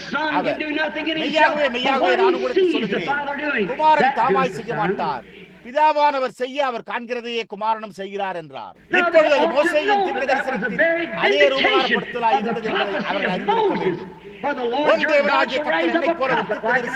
எழும்ப பண்ணுவார். நீங்கள் கவனிக்கிறீர்களா? அவர் அந்த மனிதனை கண்டபோது அவர் கூறினார், அவன் அநேக ஆண்டுகளாக இந்த நிலையில் இருந்து வந்தான் என்பதை இயேசு அறிந்திருந்தார். பாருங்கள், ஒரு தீர்க்கதரிசியாக இருந்தபடியால் அவர் அந்த மனிதனை அங்கு சென்று அந்த ஜனங்களினூடாக விலக்கிக் கொண்டே அவர் அந்த குறிப்பிட்ட மனிதனை கண்டறியும் வரை கூட்டத்தினூடாக தேடி பார்த்துக் கொண்டிருந்தார். குடவரையும் சப்பானியையும் குருடரையும் சூழ்நிலையும் கடந்து சென்றார். அதே சமயத்தில் இரக்கத்தினால் நிறைந்த ஒரு மனிதனாக இருந்தார். ஆனால் இரக்கம் என்பது தேவனுடைய சித்தத்தை செய்வதாகும். இப்பொழுது நாம் அவரை கண்டறிகிறோம். அவர் அவர்களோடு சேர விரும்பாதபடியால் அவர்களுடைய பிரிவுகளில் அவருக்கு எந்த சம்பந்தமும் கிடையாது. அப்பொழுது அவர் புறம்பே தள்ளப்பட்டவராயிருந்தார். அது மட்டுமின்றி அவர் ஒரு நாள் ஆலயத்திற்குள் சென்றார். ஒரு மனிதன் அங்கே உள்ளே பிரவேசித்து தேவனுடைய வீடுக்கு உள்ளதைப் போல மாசுபட்டிருப்பதை கண்டார். அவர்கள் வாங்கி விற்று பணத்தை மாற்றிக் கொண்டிருந்தனர். அவர் பணமேஜைகளை கவிழ்த்து போட்டார். கயிறுகளை எடுத்து அவைகளை தேவாலயத்தில் அடித்தார். கோபத்தோடு அவர்களை நோக்கி பார்த்து, இது இவ்வாறு எழுதப்பட்டுள்ளது என்று, அல்லேலூயா, என் பிதாவினுடைய வீடு ஒரு ஜெப வீடு, நீங்கள் அதை கல்லறைகளின் ஒரு குகையாகி விட்டீர்கள். நீங்கள் உங்களுடைய பாரம்பரியங்களினால் தேவனுடைய கற்பனைகளை அவமாக்கிறீர்கள் என்றார். ஓ, அதை போன்ற ஒரு கூட்டத்தால் எப்போதாவது அவர்கள் விசுவாசம் கொண்டிருக்க முடியுமா? இல்லையா? அவர்கள் சங்கங்களின் சேர்ச்சிலும் மற்றொரு நாளின் அசுத்தத்திலும் புரண்ட பன்றியாய் இருந்தனர். சர்வ வல்லமையுள்ள தேவனுடைய வல்லமைகளை அவர்களால் உணர முடியாத அளவிற்கு அவர்கள் மிகவும் மத சம்பந்தமானவர்களாய் இருந்து உறைந்து போகும் இருந்தனர். அந்த சிறிய ஸ்திரீ அவருடைய வஸ்திரத்தில் தொட்டு அதனால் சுகமாக்கப்பட்டது வியப்பொன்றுமில்லை. ஒரு குடிகார போர்வீரன் அவருடைய முகத்தில் துப்பினாலும் எந்த நற்பண்பையும் உணர முடியவில்லை. நீங்கள் அதை எப்படி அணுகிறீர்கள் என்பதை பொறுத்தது. நீங்கள் எதை நோக்கி பார்க்கிறீர்கள் என்பதை பொறுத்தது. நீங்கள் சபைக்கு செல்லும் போது அது நீங்கள் எதை எதிர்நோக்கி கொண்டிருக்கிறீர்கள் என்பதை பொறுத்தது. இப்பொழுது அவர் அங்கே நின்று கொண்டிருப்பதை நாம் காண்கிறோம். ஜனங்கள் அவரை குறித்து ஏற்கனவே எச்சரித்திருந்தபடியால் எச்சரித்து அடுத்த ஓய்வு நாளில் அவர் வருவார், நீங்கள் அவருக்கு வேண்டாம் என்று கூறியிருந்தது வியப்பொன்றுமில்லை. எப்பொழுது நீங்கள் போய் இங்கே அமரலாம். ஆனால் அவர் என்ன கூறுகிறார் என்பதற்கு நீங்கள் கவனம் செலுத்த வேண்டாம். ஏனென்றால் அவர் நம்முடைய குழுவை சார்ந்தவர். அவர் புறம்பாக்கப்பட்டவர். அவரிடம் ஐக்கியத்தை எதுவுமில்லை. அவரிடத்தில் ஒரு ஸ்தாபன சான்றிதழ் கூட இல்லை. அவர் அப்படிப்பட்ட ஒன்றை பெற்றிருக்கவில்லை என்று கூறினார். அவர் யார்? ஒரு தச்சனுடைய வீட்டில் இங்கே முறைதவறி பிறந்த ஒரு துரோகியான பையன். அவர்கள் விவாகம் ஆவதற்கு முன்னரே ஒரு தாய் அவரை கர்ப்பந்தரித்ததை அவர்கள் இயற்கைக்கு மேம்பட்ட ஏதோ ஒரு காரியத்தை கொண்டு அந்த காரியத்தை மறைக்க முயற்சித்துக் கொண்டிருக்கிறார்கள். மேசியா வரும்போது அவர் பரலோகத்தில் தாழ்வாளர்களில் இறங்கி நம்முடைய பிரதான ஆசாரியர்கள் என்பதை நாம் அறிவோம். ஆனால் அவரை அந்த விதமாக செய்யவில்லை என்பதை நாம் கண்டறிகிறோம். ஏனென்றால் அது வார்த்தையில் அந்த விதமாக எழுதப்படவில்லை. அது அவர்கள் அதை விசுவாசிக்க காரணமாக இருந்த மனிதனால் உண்டாக்கப்பட்ட ஒரு பாரம்பரியமாக இருந்தது. அவர் வந்த விதமாகவே அவர் வருவார் என்று வார்த்தை அவர் இங்கே நின்று வார்த்தையை வாசித்து என்றைக்கு இந்த வேதவாக்கியம் உங்கள் கண்களுக்கு முன்பாக நிறைவேற்றப்பட்டது என்று அவர்களிடம் கூறினார். மற்ற எல்லா காலங்களிலும் அவர்கள் செய்தது போலவே இன்னமும் அவர்கள் அவரை காணவோ அல்லது அவரை அடையாளம் கண்டு கொள்ளவோ தவறிவிடுகின்றனர். நோவா பேழைக்குள் பிரவேசித்து கதவு அடைக்கப்பட்ட நாளிலே நோவாவும் அதையே கூறியிருக்க முடியும். மோசே பேழையின் உச்சியில் உள்ள ஜன்னலை உயர்த்தி சபையோரை நோக்கி, தேவன் கதவை மூடிவிட்டார் என்பதை நினைவில் கொள்ளுங்கள். அவர் இன்றைக்கு இந்த வேதவாக்கியம் உங்கள் பார்வையில் நிறைவேறிச்சு என்று கூறியிருக்க முடியும். ஆனால் அப்பொழுது அவர்களுக்கு மிகவும் காலதாமதமாகிவிட்டது. அவன் கட்டியிருந்த அந்த பேழையில் அவர்களை ஏற்றி செல்ல முயற்சிக்கவும் கர்த்தர் உரைக்கிறதாவது மழை பெய்ய போகிறது என்று வேதம் உரைத்துள்ளது என்று அவர்களிடத்தில் கூறி அவர் 120 வருடங்களாக பிரசங்கித்திருந்தார். ஆனால் அவர்கள் நீண்ட காலம் காத்திருந்தனர். ஆனால் நோவாவினால் இன்றைக்கு இந்நாளில் வேதவாக்கியம் நிறைவேறிச்சு என்று எளிதில் கூற முடிந்தது. The same day மோசே சீனாய் மலையின் மேல் அக்கினி ஸ்தம்பம் இறங்கி வந்து அவருடைய சாட்சியை குறித்து சாட்சி கொடுத்த அதே நாளில் மோசே எந்த வேதவாக்கியம் இந்நாளில் நிறைவேறிவிட்டது என்று கூறியிருக்க முடியும். மோசே ஒரு தீர்க்கதரிசி என்று அழைக்கப்பட்ட தேவனுடைய ஒரு மனிதன் என்பதை நீங்கள் அறிவீர்கள். அவன் அழைக்கப்பட்ட போது அவன் ஒரு தீர்க்கதரிசியாய் இருந்தபடியால் அவன் இயற்கைக்கு மேம்பட்ட ஒரு அனுபவத்தை உடையவனாய் இருக்க வேண்டியதாய் இருந்தது. ஒரு தீர்க்கதரிசியாக இருப்பதற்கு அவன் தேவனை முகமுகமாய் சந்தித்து அவரோடு பேச வேண்டியதாய் இருந்தது. மற்றொரு காரியம் அவன் கொண்டது நிறைவேற வேண்டியதாய் இருந்தது. இல்லை என்றால் எவருமே அவனை விசுவாசித்திருக்க மாட்டார்கள். எனவே அவன் எங்கோ ஒரு எந்த மனிதனும் தன்னை இவ்வாறு அவன் தானே தேவனை சந்தித்தான். உலகத்தில் உள்ள எல்லா நாட்டியர்களும் அவன் அங்கிருந்தான். அது சம்பவித்ததை அவன் அறிந்திருந்தான். ஒவ்வொரு கிறிஸ்தவனும் ஒரு கிறிஸ்தவனாக இருப்பதை குறித்து அவர்கள் எந்த காரியத்தையும் கூறுவதற்கு முன்பு அந்த அனுபவத்தை பெற்றிருக்க வேண்டும். உங்களுடைய சொந்த அனுபவம். நான் சற்று முன்னர் என்னுடைய மருமகனிடம் ஒரு சிறிய கத்தோலிக்க பையனிடம் பேசினேன். பெல்மாமா, நான் எங்கெங்கும் ஓடி ஏதோ ஒன்றை கண்டறிய முயற்சித்துக் கொண்டிருக்கிறேன் என்று கூறினான். இந்த கூட்டம் துவங்குவதற்கு முன்னர் ஒவ்வொரு இரவும் அவன் அழுது கொண்டே இருக்கிறான். இரவு நேரத்தில் அவன் பலிபீடத்திற்கு ஓடுவது போல கனவு கண்டு பிரசவிக்கிற இடத்திலே தான் தவறாய் இருந்ததாக அறிக்கையிடுகிறான். நீ எங்கு செல்ல முயற்சித்தாலும், எத்தனை சபைகளை நீ சேர்ந்திருந்தாலும், எத்தனை முறை மரியாதை வாழ்க்கை என்று கூறினாலும், அல்லது எத்தனையோ ஆசீர்வாதங்களை நீ மனிதனிடமிருந்து பெற்றாலும், நீ தேவனுடைய ஆவியினால் மறுபடியும் பிறக்க வேண்டும். அது மாத்திரமே மானுட இதயத்தை திருப்திப்படுத்தும் என்றேன். அதாவது இன்றைக்கு மறுபடியும் பிறப்பதற்கு பதிலாக அவர்கள் ஒரு பதிலியை கொண்டுள்ளனர் என்பதை எனக்கு தெரியும். பிரசங்கியாரோடு கரங்குலுக்கி உங்களுடைய பெயரை புத்தகத்தில் பதிவு செய்யுங்கள். ஆனால் நண்பர்களே, அது ஒரு கோட்பாடாக உள்ளது. அது ஒரு வேதாகம சத்தியம் அல்ல. அப்போஸ்தலருடைய நடவடிக்கைகள் 2ஆம் அதிகாரத்தில் எந்த விதமாக வாசிக்கப்பட வேண்டுமானால், பெந்தேகோஸ்தே நாள் வந்தபோது போதகர் வெளியே நடந்து வந்து ஜனங்களோடு கைகுலுக்கினார். ஆனால் பெந்தேகோஸ்தே நாள் வந்தபோது சபையின் துவக்க விழாவில் பலத்த காற்றடிக்கிற முழக்கம் போல் வானத்திலிருந்து ஒரு முழக்கம் உண்டானது. அவர்கள் உட்கார்ந்திருந்த வீடு முழுவதையும் நிரப்பினது. அந்த விதமாகத்தான் பரிசுத்த ஆவியானவர் முதன்முறையாக வந்தார். அந்த காலம் முதற்கொண்டு ஒவ்வொரு முறையும் அந்த விதமாகத்தான் அது இருந்து வருகிறது. அவர் தேவனாயிருக்கிறார், மாறுகிறது இல்லை. இப்பொழுது அது ஜனங்களை இடர செய்கிறது. அவர்கள் அது மற்றொரு நாளுக்காக இருந்தது என்கின்றனர். பாருங்கள், அவர் நேற்று மீண்டும் என்று மாறாதவராய் இருக்கிறார். ஒவ்வொரு முறையும் சபையானது பரிசுத்த ஆவியை பெற்றுக் கொண்ட போது அவர் முதல் முறை செய்தது போலவே அது எப்பொழுதும் வந்துள்ளது. அதே மருந்து சீட்டின் கீழ் அப்போஸ்தலர் 2:38 ஒருபோதும் மாறவே இல்லை, ஒருபோதும் மாறப்போவதில்லை. ஒரு நோய்க்கு ஒரு மருத்துவர் கொடுக்கும் மருந்து சீட்டு போல அவர் ஒரு நோய்க்கான மருந்து சீட்டை எழுதி கொடுப்பார். மருத்துவர் அதையே செய்கிறார். அதை ஏதோ போலி மருந்து கடைக்காரரிடம் கொண்டு சென்று அவர் அதில் அதிகப்படியான மாற்று மருந்துகளை அதில் போடுகிறார்.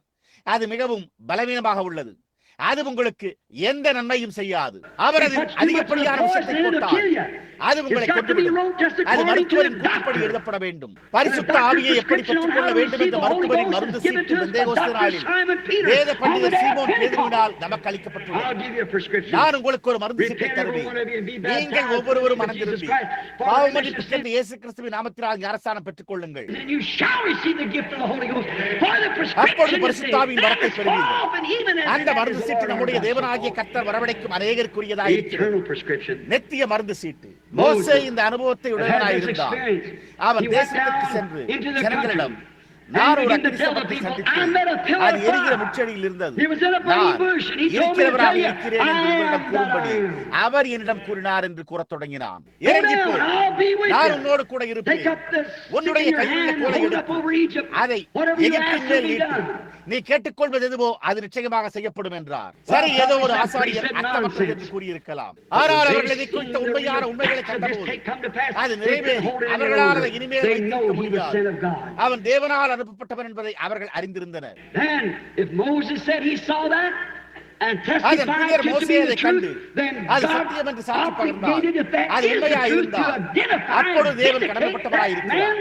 அந்த மனிதனுடைய வார்த்தையை, சத்தியத்தை அடையாளம் காட்டி அதை உபகாரப்படுத்த வேண்டும். அது உண்மை.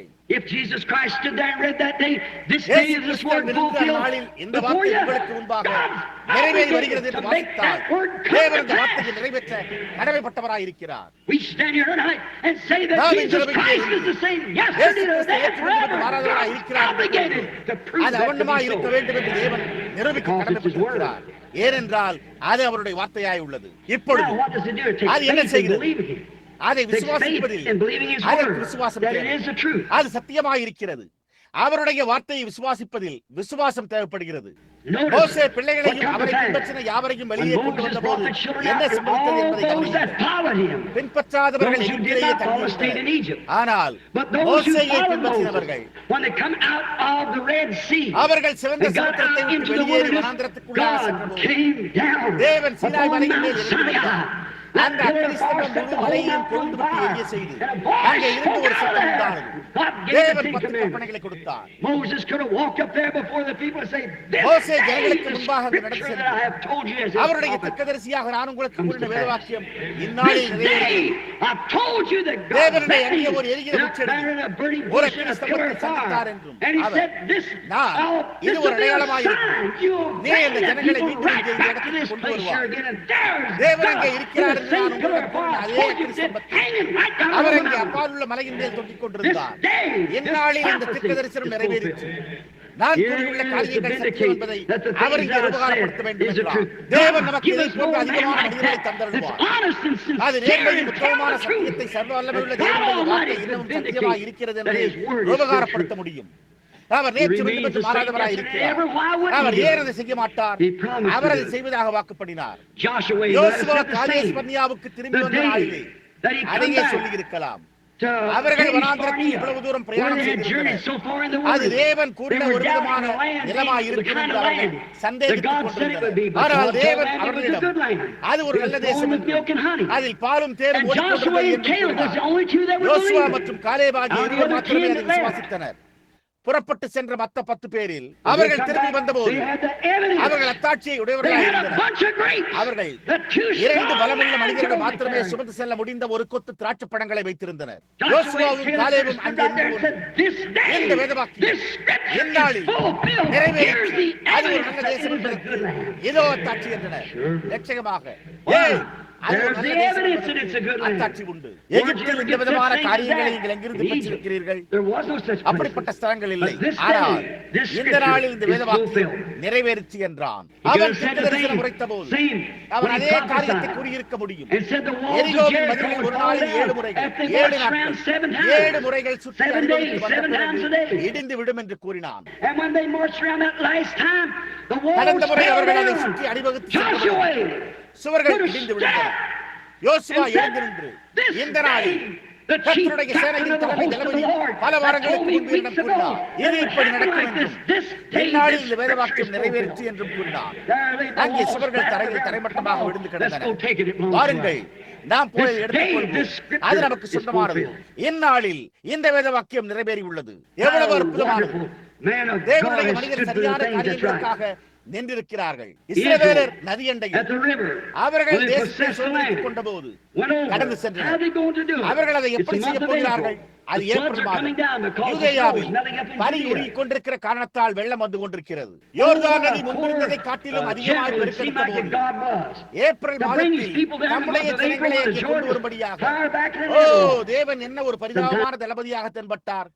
சில நேரங்களில் எனக்கு நேரம் இருந்தால் நான் இங்கே நிறுத்தி உங்களுக்கு ஒரு சிறு உதவி குறிப்பை அளிக்கலாம். சில சமயங்களில் நீங்கள் இங்கே புற்றுநோயோடு உட்கார்ந்து கொண்டிருக்கலாம் அல்லது நீங்கள் ஒரு வியாதியோடு உட்கார்ந்து கொண்டிருக்கலாம். நீங்கள் ஒரு கிறிஸ்தவனாய் இருக்கிற நான் ஏன் இந்த விதமாக இருக்க வேண்டும்? நான் ஒரு கிறிஸ்தவனாய் இருந்தால் நான் ஏன் இப்படி உட்கார்ந்திருக்க வேண்டும் என்று நினைக்கலாம். நீங்கள் சுற்றும் அல்லது வேற எங்கும் காண முடியாதபடி சில நேரங்களில் தேவன் காரியங்களை இருட்டாயிருக்க அனுமதித்து அதன் பின்னர் அவர் வந்து உங்களுக்காக ஒரு வழியை உண்டு பண்ணுகிறார். நீங்கள் அவர் செய்வதாக வாக்குத்தத்தம் செய்திருந்த இந்த வேதவாக்கியம் இந்நாளில் நிறைவேறிக் கொண்டிருக்கிறது என்று கூறலாம். அவர் எபிரேய பிள்ளைகளை அக்கினி சூளையில் நடக்க அனுமதித்தார். அவர்கள் எங்கள் தேவன் இந்த அக்கினி சூளையிலிருந்து எங்களை விடுவிக்க வல்லவராய் இருக்கிறார். ஆனால் நாங்கள் உங்களுடைய சுலபத்துக்கு தலைவணங்க மாட்டோம் என்றனர். அவர்கள் அங்கிருந்து வெளியே நடந்து சென்றபோது சூளையின் வாசனை அவர்கள் மேல் வியாபித்திருந்தது. சரியாக கூறினால் அவர்கள் மேல் சூளையின் வாசனையே இல்லை. அவர்கள் இன்றைக்கு இந்த வேதவாக்கியம் நிறைவேறிற்று என்று கூறியிருக்க முடியும். தானியேல் சிங்கங்களின் கெபியிலிருந்து வந்தபோது அவனும் அதே காரியத்தை கூறியிருக்க முடியும். யோவான் ஸ்நானகன் 400 வருட காலமாக மதசம்பந்தமான போதனைக்கு பிறகு அந்த நேரத்தில் சபை ஒரு குழப்பத்தில் இருந்தது வியப்பொன்றுமில்லை. அவன் வனாந்திரத்தில் யோர்தானில் தோன்றிய போது அவன் செய்தது போல அவன் அங்கேயே கரையில் நின்று இந்த வேதவாக்கியம் ஏசாயா 40ஆம் அதிகாரம் இந்நாளில் நிறைவேறிற்று என்று கூறியிருக்க முடியும். நான் எப்படி இங்கே நிறுத்திக் கொண்ட இந்த வயோதிக பாதிரியாரிடம் கூறினதை உங்களிடம் கூற விரும்புகிறேன். மகனே, நீ அந்த செய்தியை முடிக்கவே இல்லை என்றார். நான் அமைதியாய் இருங்கள் என்றேன். அவர் பெந்தேகோஸ்தேயினர் அதை புரிந்து கொள்ளவில்லை என்று நீங்கள் கூறுகிறீர்களா என்று கேட்டார். அதற்கு நான் இல்லை என்றேன். அவர் நான் அதை காண்கிறேன் என்றார். ஒரு கத்தோலிக்க பாதிரியாரும் கூட அதற்கு அவர் நீங்கள் ஏன் தொடர்ந்து செல்லவில்லை என்று கேட்டார். நான் அமைதியாய் இருங்கள் என்றேன். அவர் தேவனுக்கு மகிமை, நான் அதை காண்கிறேன் என்றார். ஏறக்குறைய அந்த நேரத்தில் அங்கே கூட்டத்தில் அமர்ந்திருந்த அவருடைய சகோதரிகளே பரிசுத்த ஆவி விழுந்தது. அவள் எழுந்து அந்நிய பாஷைகளில் பேசி பாதிரியாரும் நானும் மேடையின் மேல் பேசிக் கொண்டிருந்த அதே காரியத்தின் வியாக்கியானத்தை அளித்தார். முழு சபையும் முழு இடமும் ஒரு இறைச்சலுக்குள்ளாக சென்றது. ஓரல் ராபர்ட் அவர்களின் கடந்த வாரம் அல்லது அதற்கு முந்தைய வாரம் நடைபெற்ற மாநாட்டில் தொடர்ந்து பேசப்பட்டது. எப்படியா இந்த பாதிரியார் பரிசுத்த ஆவியின் கீழ் அமர்ந்து ஒரு ஸ்திரீயினூடாக அங்கே வெளிப்படுத்தப்பட்டது. அது அவருடைய சகோதரி என்று நான் நம்புகிறேன். அங்கே மேடையின் மேல் என்ன சம்பவித்துக் கொண்டது என்பதை குறித்தும் நாம் மறைத்துக் கொண்டிருந்த அந்த காரியத்தையும் வெளிப்படுத்தினார். நாம் வாழ்ந்து கொண்டிருக்கிற வேளையில் இந்த நாளில் இந்த வேதவாக்கியம் நிறைவேறி உள்ளது. இந்த நாளில் சாயங்கால வெளிச்சங்கள் வந்துள்ளன. நாம் அதை காண தவறுகிறோம்.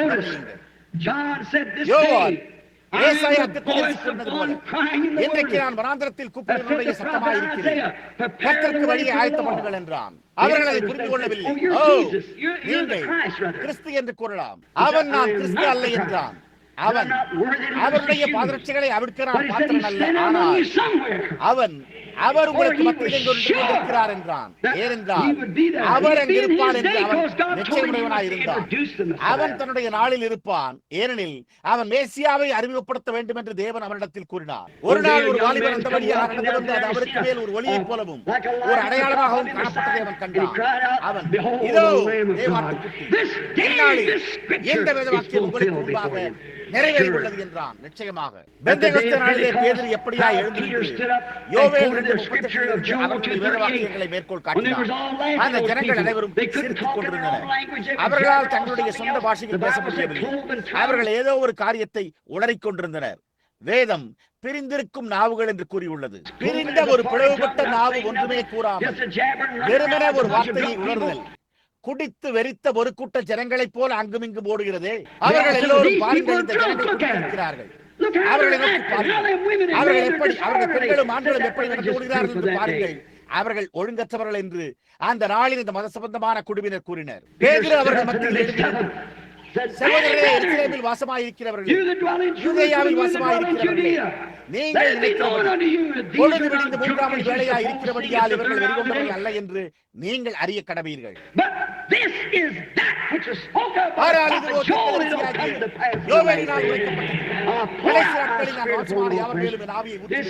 எந்நாளில் இந்த வேதவாக்கியம் நிறைவேறிற்று என்றார். சரியான நேரத்தில் வந்தார்.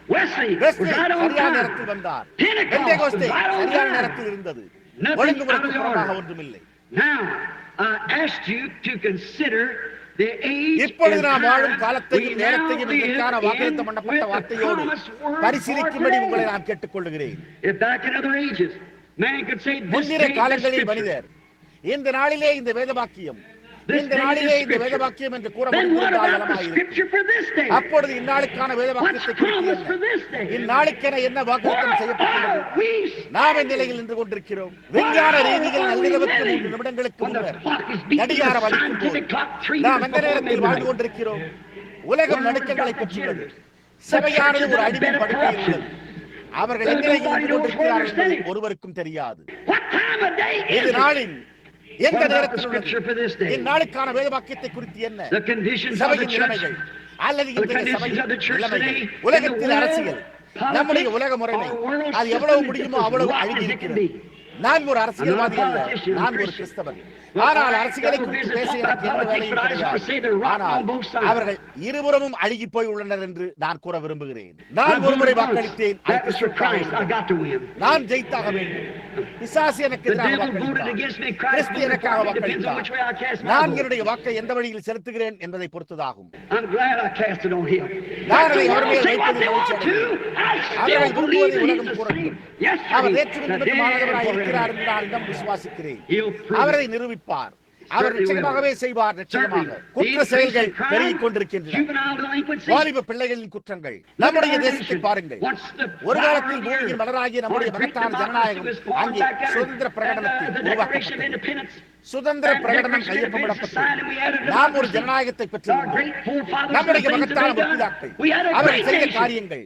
நாம் ஒரு பெரிய தேசத்தை உடையவர்களாக இருந்தோம். ஆனால் அவள் இப்பொழுது அழுகி போய் நொறுங்கி அசைந்து ஜனங்களுக்கு வரி விதிக்க முயற்சித்து அப்பால்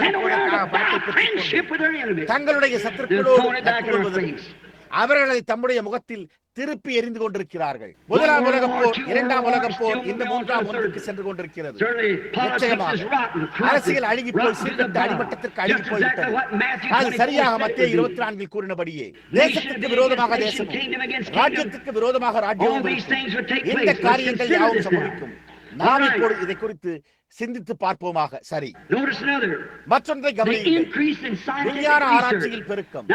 இப்பொழுது ஒரு முறை என்னுடைய பாட்டனார் ஒரு மாட்டு வண்டியில் என்னுடைய பாட்டியை காண சென்றார். இப்படி ஒரு ஜெட் விமானம் அல்லது ஆகாயத்தை அண்டைகளில் சுற்றுவதாக உள்ளது. அது மகத்தானது. எப்படி? யார் இதை கூறினார்? தானியேல் 12:4 கடைசி நாட்களில் அறிவு பெருகும் என்று கூறியுள்ளது. நாம் ஜீவித்துக் கொண்டிருக்கிற நேரத்தில் நாம் காண்கிறோம். இப்பொழுது உலகத்தின் நிலைமைகளையும் விஞ்ஞானத்தின் நிலைமையையும் கவனியுங்கள். இன்றைக்கு நம்முடைய கல்வி முறையில் மீண்டும் கவனியுங்கள். இப்பொழுது இதை மறுக்க முயற்சிக்காதீர்கள். நான் செய்தித்தாள் துணுக்குகளை வைத்திருக்கிறேன். நம்முடைய பள்ளிகளில் பாலியல் கற்பித்தல், வாலிப மாணவர்கள் ஒருவரோடு ஒருவர் உடலுறவு கொள்ள அவர்கள் உலகில் இணைய முடியுமா என்று பார்க்க. ஆமையா, நம்முடைய ஆசாரியத்துவத்தை குறித்து என்ன? இன்றிரவு நான் செய்தித்தாளில் இருந்து ஒரு துண்டை எடுத்துள்ளேன். கலிபோர்னியாவில் உள்ள லாஸ் ஏஞ்சல்ஸ் அங்கே ஒரு கூட்ட குருமார்கள், பாப்டிஸ்டுகள் மற்றும் பிரெஸ்பிட்டேரியன்கள் ஊழியக்காரர்கள் ஒரு கூட்ட ஓரின சேர்க்கையாளர்களை உள்ளே கொண்டு வந்து ஓரின சேர்க்கையில் ஈடுபடுகின்றனர். அவர்கள் தேவனிடம் அவர்களை ஆயத்தப்படுத்த எப்போது அது இந்த வேளையின் சாபங்களில் ஒன்றாகும். ஒரு ஆண் புணர்ச்சிக்காரன் சட்டமும் கூட அவர்களை கைது செய்தது. இப்பொழுது நாம் என் நிலையில் இருக்கிறோம்.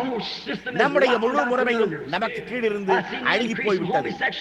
அமெரிக்காவில் ஓரின சேர்க்கையில் ஈடுபடுபவர்களின் எண்ணிக்கை கடந்த ஆண்டை காட்டிலும் 20 அல்லது 30% அதிகரித்துள்ளதை நான் கண்டேன். அதை குறித்து சிந்தித்து பாருங்கள். அவர்கள் சோதோமில் செய்தது போலவே ஆணோடு ஆண் அவலட்சணமாக நடக்கிறார்கள். குற்ற செயல்கள் அதிகரிப்பு, வாலிப பிள்ளைகளின் குற்றங்கள். நாம் இந்த நேரத்தில் வாழ்ந்து கொண்டிருக்கிறோம். இந்நாளில் இந்த திட்டதரிசன வார்த்தை நிறைவேற்றப்படுகிறது. மத சம்பந்தமான உலகம் சபைதானே. சபை வெளியே அழைக்கப்பட்ட சபை. நாம் வெளியே அழைக்கப்பட்ட சபை என்று அழைக்கிறோம். கடைசி சபையின் காலம், பெந்தேகோஸ்தே சபை காலம். அது எங்கே உள்ளது? வேதம் கூறியுள்ளபடி அது லவோதிக்கேயாவில் உள்ளது. இன்றைக்கு அவர்கள் தடைகளை அகற்றிவிட்டனர்.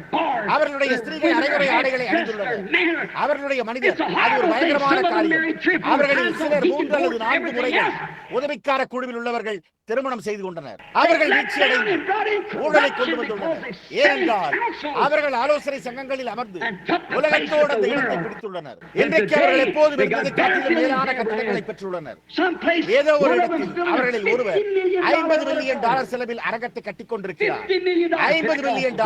பெந்தேகோஸ்தேக்களே, 25 ஆண்டுகளுக்கு முன்பு ஒரு மூலையில் முரசு கொட்டுவது வழக்கமாக இருந்தது. நாங்கள் என்றனர். வேதம் வெளிப்படுத்திய விசேஷம் 3ஆம் அதிகாரத்தில் ஐஸ்வர்யம் உள்ளவன் என்றும் நாம் ஐஸ்வர்யம் உள்ளவன் ஒரு ராணியை போல் அமர்ந்திருக்கிறேன், எனக்கு ஒரு குறைவில்லை என்று சொல்லுகிறாய். நீ நிர்பாக்கியம் உள்ளவன், பரிதபிக்கப்படத்தக்கவன், தரித்திரனும் நிர்வாணியும் குருடனுமாய் இருக்கிறதை அறியாமல் இருக்கிறாய் என்று கூறியுள்ளது.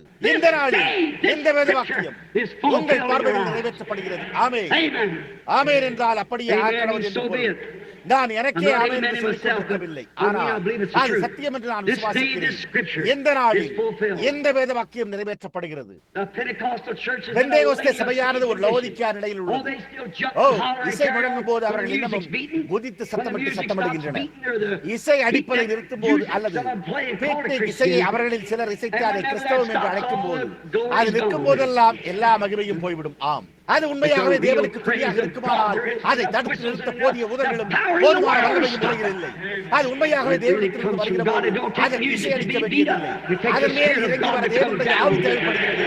அதைத்தான் அது செய்கிறது. அவர்கள் அதை நீண்ட காலமாக மறந்துவிட்டனர். ஏனென்றால் அவர்கள் பரிசுத்த ஆவியின் வரத்தை அந்நிய பாஷைகளில் பேசுவதற்கான ஆரம்ப அத்தாட்சி என்று வகைப்படுத்தியுள்ளனர். பிசாசுகளும் மந்திரவாதிகளும் அந்நிய பாஷைகளில் பேசுவதை நான் கேட்டேன். பரிசுத்த ஆவியானவர் உங்களுக்குள் இருக்கும் தேவனுடைய வார்த்தையாக இருக்கிறார். அந்த வார்த்தையை ஏற்றுக்கொள்வதன் மூலம் அது நம்மை அடையாளம் காட்டுகிறது. அதற்கு புறம்பாக அது பரிசுத்த ஆவியாக இருக்க முடியாது. அது பரிசுத்த ஆவி என்று கூறி அந்த வேதாகமத்தின் ஒரு வார்த்தையை மறுதலித்தால் அது பரிசுத்த ஆவியாக இருக்க முடியாது. நீங்கள் விசுவாசித்தாலும் அல்லது இல்லாவிட்டாலும் அதுவே அத்தாட்சி. மற்றொரு மகத்தான அடையாளத்தை கவனியுங்கள். யூதர்கள் தங்களுடைய தாய்நாட்டில் இருக்கிறார்கள். தங்களுடைய சொந்த தேசம், தங்களுடைய சொந்த பணம், ஐக்கிய நாடுகள் சபையின் அங்கத்தினர். அவர்கள் தங்களுடைய சொந்த ராணுவத்தினர்களாக இருந்தனர். அவர்கள் எல்லாவற்றையும் பெற்றுள்ளனர். அவர்கள் தங்களுடைய தாய்நாட்டில் இருக்கிறார்கள். அதற்கு இயேசு அத்திமரத்தை குறித்த ஒரு ஊமையை கற்றுக்கொள்ளுங்கள் என்றார். இதோ அவர்கள் தங்கள் தேசத்திற்கு திரும்பி வந்துள்ளனர். யூதர்கள் தங்களுடைய தாய்நாட்டில் இருக்க இந்நாளில் இந்த வேதவாக்கியம் நிறைவேற்றப்படுகிறது. இந்த நாளில் இந்த வேதவாக்கியம் நிறைவேற்றப்படுகிறது. லவோதிக்கேயா சபை காலம். இந்த நாளில் இந்த வேதவாக்கியம் மத்தேயு 24ஆம் அதிகாரம் நிறைவேற்றப்படுகிறது. உலகம் முழுவதுமே அழிவில் உள்ளது. தேசங்களுக்கு எதிராக தேசங்கள், பல இடங்களில் பூமி எதிர்ச்சிகள், பெரிய சுழற்காட்சிகள் வந்து தேசங்களை அசைத்து எங்கும் பெரும் பேரழிவுகளை உண்டாக்குகின்றன. இந்நாளில் இந்த வேதவாக்கியம் நிறைவேற்றப்படுகிறது. இப்பொழுது நாம் உலகத்தின் நிலைமையை கண்டோம். சாதாரண சபை, இயல்பு நிலை, ஸ்தாபனம் என் நிலையில் உள்ளது என்பதை நாம் காண்கிறோம். அவர்கள் என் நிலையில் இருக்கிறார்கள் என்பதை நாம் காண்கிறோம். தேசங்கள் என் நிலையில் இருக்கின்றன என்பதை நாம் காண்கிறோம். இந்நாளில் இந்த வாக்குத்தத்தங்கள் நிறைவேற்றப்பட்டதை நாம் காண்கிறோம். இப்பொழுது ஆனால் இந்நாளில் ஒரு வேளாண் ஆபிரகாமின் ராஜரீக வித்து வர வேண்டும். ராஜரீக ஒரு ராஜரீக மனவாட்டி இருப்பாள். அது சரியாக இருக்கும். நாம் நெற்றிரவு பேசுவது போல அது ஒரு இயற்கையான வித்தாய் இருக்காது. அது ஒரு ஆவிக்குரிய வித்தாய் இருக்கும். ஆபிரகாமின் ராஜரீக குமாரனின் ராஜரீக விசுவாசத்தின் ராஜரீக வித்தாய் இருக்கிற ஒரு ஆவிக்குரிய மனவாட்டி எழுப்ப வேண்டும். கடைசி நாட்களில் அவள் காட்சியில் வரவிருக்கிறார். அந்த நேரமும் ஸ்தானமும் அவளுக்கு அளிக்கப்பட்ட ஒரு வாக்குத்தத்தமாய் உள்ளது. According to Malachi 4 of scripture, there is to rise a message. மல்கியா 4 ஒரு வேத வாக்கியம் ஜனங்களின் இதயங்களை அசைத்து அப்போஸ்தல பிதாக்களுக்கு செல்லும்படியான ஒரு செய்தி எழும்ப போகிறது. எலியாவின் வல்லமையில் ஒருவன் காட்சிகள் எழும்ப வேண்டும். அவன் காட்சிகள் எழும்புவான். ஒரு வனாந்திர மனிதன் வெளியே வந்து வார்த்தைக்கு நேராக திரும்பி செல்லும் ஒரு செய்தியை உடையவனாய் இருப்பான். அந்த நேரத்தில் தான் நாம் வாழ்ந்து கொண்டிருக்கிறோம். ஆகையால் இப்பொழுது சிந்தித்து பாருங்கள். இங்குள்ள ஜெஃபர்சன்வில் ஜனங்களே, இந்த நேரத்தில் நான் உங்களை கேட்கிறேன். 1933 ஆற்றின் மேல் இயற்கைக்கு மேம்பட்ட ஒளி விழுந்தது. ஏறக்குறைய நான் ஒரு 20 வயது பையனாய் 500 பேர்களுக்கு இயேசு கிறிஸ்துவின் நாமத்தில் அரசாணம் கொடுத்துக் கொண்டிருந்த போதே ஜெஃபர்சன்வில்லில் அது என்ன கூறினது? கூரியர் ஜேர்னல் இல்லை, லூயிவில் ஹெரால்ட் அந்த செய்தி வெளியானது என்று நான் நினைக்கிறேன். அது அங்கே ஸ்பிரிங் தெருவின் அடிவாரத்தில் என்னவாக இருந்தது? அது அசோசியேட்டட் அச்சகத்தின் மூலமாக கனடாவிற்குள் சென்றது. வேத பண்டிதர் 1933 கனடாவில் ஒரு செய்தித்தாளில் அதை வெட்டி எடுத்தார். நான் இந்த சாட்சியின் கீழ் என்னுடைய 17வது நபருக்கு ஞானஸ்தானம் கொடுத்துக் கொண்டிருந்த போது மற்ற சம்பவத்தை நீங்கள் அறிவீர்கள். நான் இங்கே நின்று கொண்டிருந்த போது 17வது நபருக்கு ஞானஸ்தானம் கொடுத்த போது வானத்திலிருந்து ஒரு ஒளி இறங்கி வானத்திலிருந்து விழுந்த ஒரு நட்சத்திரத்தை போல மேலே கீழே பிரகாசித்துக் கொண்டிருந்தது. ஒரு சத்தம் கிறிஸ்துவின் முதலாம் வருகைக்கு முன்னோடியாக யோவான் ஸ்நானகன் அனுப்பப்பட்டது போல உன்னுடைய செய்தியானது அவருடைய 8ஆம் வருகைக்கு உலகம் முழுவதும் முன்னோடியாக இருக்கும்.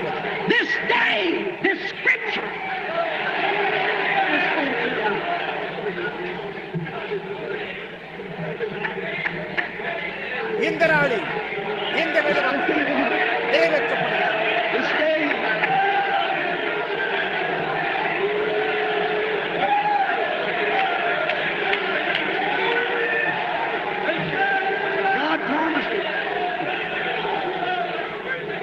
இந்த நாளிலே தேவனதை வாக்குப்படினார்.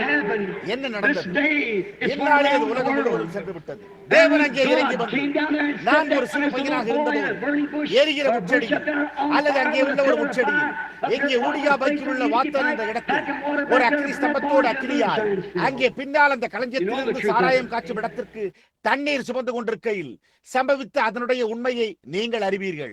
அவர் நீ ஒருபோதும் புகைத்தாது அல்லது மது அருந்தாது, உன் சரீரத்தை கடைபிடித்தாது, ஏனென்றால் நீ பெரியவனாகும் போது நீ செய்ய வேண்டிய ஒரு வேலை இருக்கிறது என்றால் அது சத்தியம் என்று நான் சாட்சி பகர்கிறேன். நான் அதை கண்டேன். தேவன் மோசையோடு செய்தது போலவே அப்பால் உள்ள சபையோர் முன்னிலையில் பேசி இது சத்தியம் என்றார். இந்த நாளில் இந்த வேதவாக்கியம் நமக்கு மத்தியில் நிறைவேறி உள்ளது. பகுத்தறிகளை குறித்து அவர் என்ன சொன்னார் என்பதையும் அது எப்படி இருக்கும் என்பதையும் கவனியுங்கள்.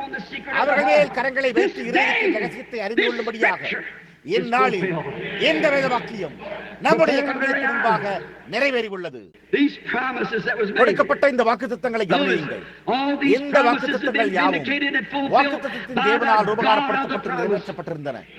பாருங்கள், இன்றிரவு வாஷிங்டன் டிசியில் தொங்கிக் கொண்டிருக்கிற கர்த்தருடைய தூதரின் புகைப்படம். அமெரிக்க அரசாங்கத்திற்கான FBI கைரேகை மற்றும் ஆவணத்தின் தலைவரான ஜார்ஜ் ஜே லேசி டெக்சாஸில் உள்ள ஹூஸ்டனில் இருந்து வந்திருந்த அதை ஆராய்ந்து உலகம் முழுவதிலும் இதுவரை புகைப்படம் எடுக்கப்பட்ட ஒரே இயற்கைக்கு மேம்பட்ட உருவம் வழிதான் என்றார். அவர் அறிந்திருக்க வேண்டும், அவர்தான் உலகத்திலேயே மிக சிறந்தவர். கவனியுங்கள், அங்கே சத்தியமாக தொங்கிக் கொண்டிருக்கிறது. முன்னர் இஸ்ரவேலை வனாந்திரத்தில் வழிநடத்திய அதே அக்னிஸ்தம்பம் இன்றைக்கும் அதே விதமான ஒரு செய்தியை வழிநடத்திக் கொண்டிருக்கிறது. அதாவது எகிப்திலிருந்து வெளியே வா. இந்நாளில் இந்த வேத வாக்கியம் நிறைவேற்றப்படுகிறது. அவர் கூறின செய்தியை நீங்கள் அறிவீர்கள். இங்கே பாதையில் நிற்கும் போது 3 ஆண்டுகளுக்கு முன்பு டூசானில் ஏற்பட்ட தரிசனத்தை பாருங்கள். 5 ஆண்டுகளுக்கு முன்னர் அவர் நகரம் அந்த வாசலுக்கு முன்பாக ஒரு முளையை அடிக்கும் நாளிலே மேற்கு திசையை நோக்கி திரும்பு என்றார். இங்கிருக்கிற என்னுடைய கூடாரத்தில் உள்ள ஜனங்கள் அந்த நேரத்தை அறிந்திருக்கிறார்கள். அந்த திருக்கோயில் சபர்களும் மற்றவர்களும் அந்த மரக்கப்பட்ட கீழே தள்ளிவிடுகையில் நான் மனைவியிடத்தில் இதை குறித்து ஏதோ ஒன்று உண்டு என்றேன். அவள் அது என்ன என்று கேட்டாள். நான் உள்ளே சென்று என்னுடைய சிறு புத்தகத்தை பார்த்தேன். அங்குதான் அது இருந்தது. அதற்கு அடுத்த நாள் காலை 10 மணிக்கு அங்கே என்னுடைய அறையில் உட்கார்ந்து கொண்டிருந்த போது சுமார் 10 மணி அளவில் கர்த்தருடைய தூதன் வந்தார். அவர், டூசானுக்கு செல், நீ டூசானுக்கு வடகிழக்கில் இருப்பாய், உன்னை சுற்றிலும் உள்ள முழு பூமியையும் அசைக்கும்படியாக 7 தூதர்கள் ஒரு கூட்டமாக வருவார்கள் என்றார். மேலும் அங்கிருந்து அது உனக்கு அறிவிக்கப்படும் என்றார். அது சம்பவிப்பதற்கு முன்பே இங்கே எத்தனை பேருக்கு அது நினைவிருக்கிறது? இன்றிரவு இங்கே இந்த கட்டடத்தில் உட்கார்ந்து கொண்டிருக்கிற மனிதர்கள் அது சம்பவித்த போது அங்கே சரியாக நின்று கொண்டிருந்தனர். மேலும் வேதாகமத்தில் உள்ள மறைவான ரகசியங்களான 7 புத்தகங்கள் திறக்கப்படும் என்றும் வெளிப்படுத்தும் விசேஷ 10ஆம் அதிகாரத்தை நிறைவேற்றி 7ஆம் தூதனுடைய செய்திகள் இவைகள் நிறைவேறும் என்றும் கூறினார்.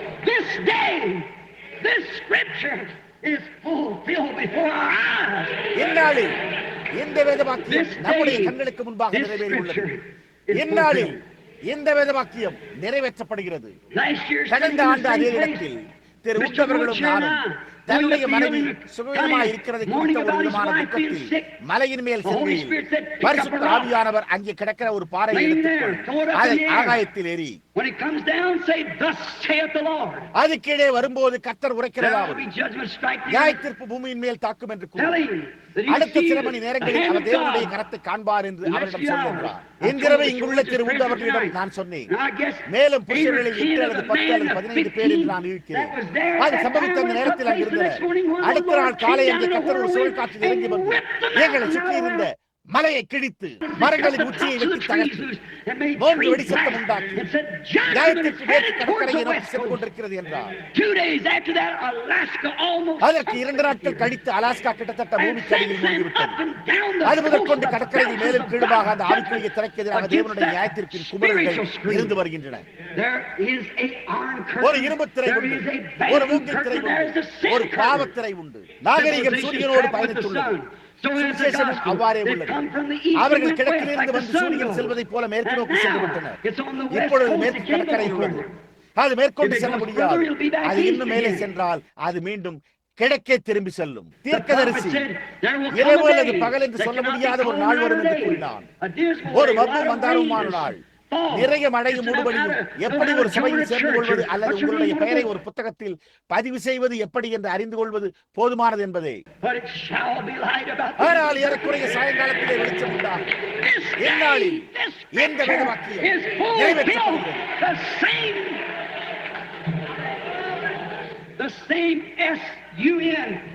கிழக்கில் ஒலிக்கும் அதே சூரியனை மேற்கில் அதே சூரியனாக அஸ்தமிக்கிறது. தேவன் மாம்சத்தில் வெளிப்பட்ட போது கிழக்கில் வந்து தம்மை விவகாரப்படுத்தின அதே தேவனுடைய குமாரன் எங்கே மேற்கு அரைக்குளத்தில் அதே தேவகுமாரனாக இருக்கிறார். மாறாதவராக இருக்கிற தம்மை சபையின் மத்தியில் அடையாளம் காட்டிக் கொண்டிருக்கிறார். சாயங்கால குமாரனின் வெளிச்சம் வந்துவிட்டது. இந்நாளில் இந்த வேத வாக்கியம் நமக்கு முன்பாக நிறைவேறி உள்ளது. இந்த ஆபிரகாமின் காலத்தில் நாம் எங்கே இருக்கிறோம்? நாம் இருக்கிற இந்த மகத்தான நேரத்தில் நாம் எங்கே இருக்கிறோம்? நாம் சிந்தித்துக் கொண்டிருக்கிறோம். அந்த மகத்தான நேரத்தில் எல்லா தரிசனங்களும் நிறைவேற்றப்பட்டுள்ளன. இங்குள்ள நம்முடைய ஒரு சிறு ஊழியக்கார நண்பர், உடனுள்ள தோழமை சபையில் உள்ள ஜூனியர் ஜாக்சன் ஒரு இரவு எங்களிடம் ஓடி வந்து, நான் அங்கே கீழே சகோதரன் பிரணாம், நான் ஒரு சொப்பனம் கண்டேன், அது என்னை தொலைபடுத்திக் கொண்டிருக்கிறது. எல்லா சகோதரர்களும் ஒரு மலையின் மேல் கூடியிருப்பதை நான் கண்டேன் என்றார். மேலும் இந்த மலையின் மேல் நீர் எழுதப்பட்ட நிறுவனங்களில் இருந்து எங்களுக்கு போதித்துக் கொண்டிருந்த போது அந்த நேரம் பாறையில் செதுக்கப்பட்டிருந்த சில எழுத்துக்களை போன்று காணப்பட்டது. நீர் இதை முடித்த போது எல்லாமே முடிந்துவிட்டது. நீர் எங்களிடம் அருகில் வாருங்கள் என்று கூறினீர். நாங்கள் எல்லோரும் கூடிவிட்டோம் என்றார். மேலும் நீர் எங்கிருந்தோ ஒரு கடப்பாறையை போன்று காணப்பட்டதை பெற்றுக்கொண்டு இந்த சிறிய கூர்நுனி கோபுரத்தின் உச்சியை அடித்து திறந்தீர். மேலும் அது திறந்த போது கற்பாறையில் எந்த எழுத்தும் இல்லை. நீர் எங்களிடத்தில் இதை குறித்து பார்க்கும்படி சொன்னீர் என்றார். நீங்கள் எல்லோரும் நாங்கள் யாவரும் பார்க்க துவங்கினோம். மேலும் நான் என் தலையை திருப்பி நீர் மேற்கு நோக்கி சூரிய அஸ்தமனத்தை நோக்கியவாறு உங்களால் முடிந்தளவு வேகமாக செல்வதை நான் கவனித்தேன் என்றார். எத்தனை பேருக்கு அது நினைவிருக்கிறது? பரிசுத்த ஆவியானவர் அதை வெளிப்படுத்தும் வரையில் நான் அங்கேயே சிறிது நேரம் நின்று நான் முழு வேதாகமும் நீதிமானாகுதல் பரிசுத்தமாக்கப்படுதல் மூலமாக மனிதனுக்கு வெளிப்படுத்தப்பட்டிருக்கிறபடியால் பரிசுத்த ஆவியின் அபிஷேகம் இயேசுவின் நாமத்தில் ஞானஸ்தானம் இந்த எல்லா காரியங்களும் வெளிப்படுத்தப்பட்டுள்ளன. ஆனால் வேதாகமம் 7 முத்திரைகளால் உத்தரிக்கப்பட்டிருக்கிறபடியால் உட்புறத்தில் மறைந்திருக்கும் ரகசியங்கள் உள்ளன. அதை கண்டறிய நான் அங்கு செல்ல வேண்டும் என்றேன். அந்த காலையில் 7 தூதர்கள் இறங்கி வந்து பூமியை வெடிக்க செய்ய கற்பாறைகள் எல்லா பக்கங்களிலும் பறந்தன. 7 தூதர்கள் அங்கே நின்று எங்கிருந்து வந்தீரோ அங்கிருந்து ஜெபங்களுக்கு திரும்பி வாரும். ஏனென்றால் 7 ரகசியங்களில் 7 முத்திரைகள் திறக்கப்படும் என்றார். இன்றைக்கு இங்கே நாம் சர்பத்தின் வித்தை புரிந்து கொண்டிருக்கிறோம்.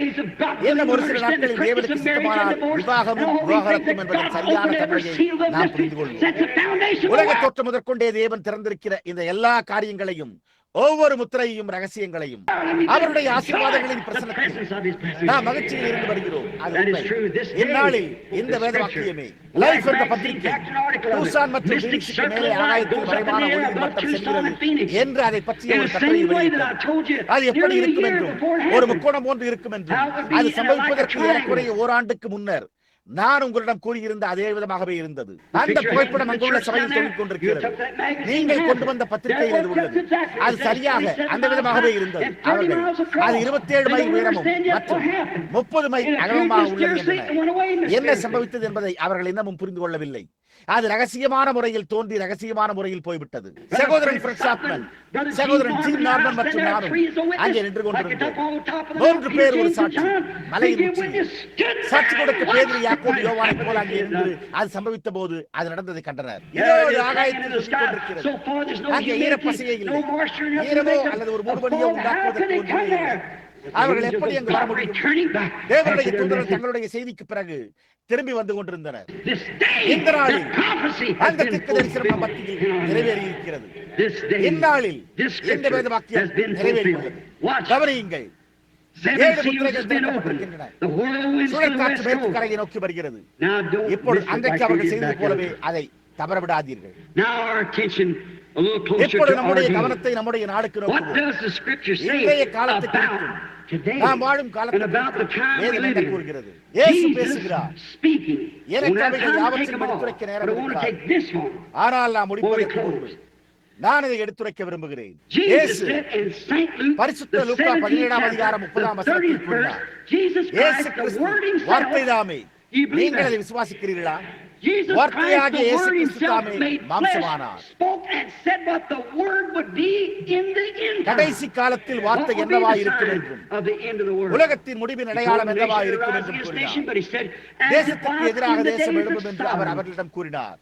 ஆனால் அவரோ சோதோமின் நாட்களில் நடந்தது போல மனுஷகுமாரன் வெளிப்படும் காலத்திலும் நடக்கும் என்றார். எப்பொழுது இயேசு பூமிக்கு வந்தபோது அவர் 3 குமாரர்களின் நாமத்தில் வந்தார். மனுஷகுமாரன் ஒரு தீர்க்கதரிசி, தேவனுடைய குமாரன் தாவீதின் குமாரன். இப்பொழுது அவர் இங்கே பூமியில் வாழ்ந்தார்.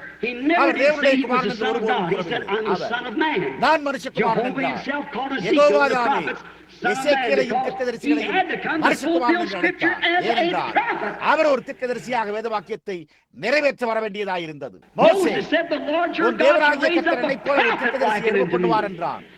அந்த காரணத்தினால் தான் அவர் அங்கே தேவனுடைய குமாரனாக இருக்க முடியவில்லை. ஏனென்றால் அவர் மனுஷகுமாரனாக இருந்தார். அவர் தீர்க்கதரிசிகளிடத்திற்கு வார்த்தை வந்தது மற்றும் அவர் வார்த்தையின் பரிபூரணத்தில் மனுஷகுமாரனாய் அந்த பெரிய தீர்க்கதரிசியாக இருந்தார். மகத்தான தீர்க்கதரிசியாக அல்ல, ஆனால் தேவனும் தீர்க்கதரிசியுமாக தேவத்துவத்தின் பரிபூரணம் சர்வ பிரகாரமாக இருந்தது. ஆகையால் அவர் மனுஷகுமாரனாய் இருந்தார்.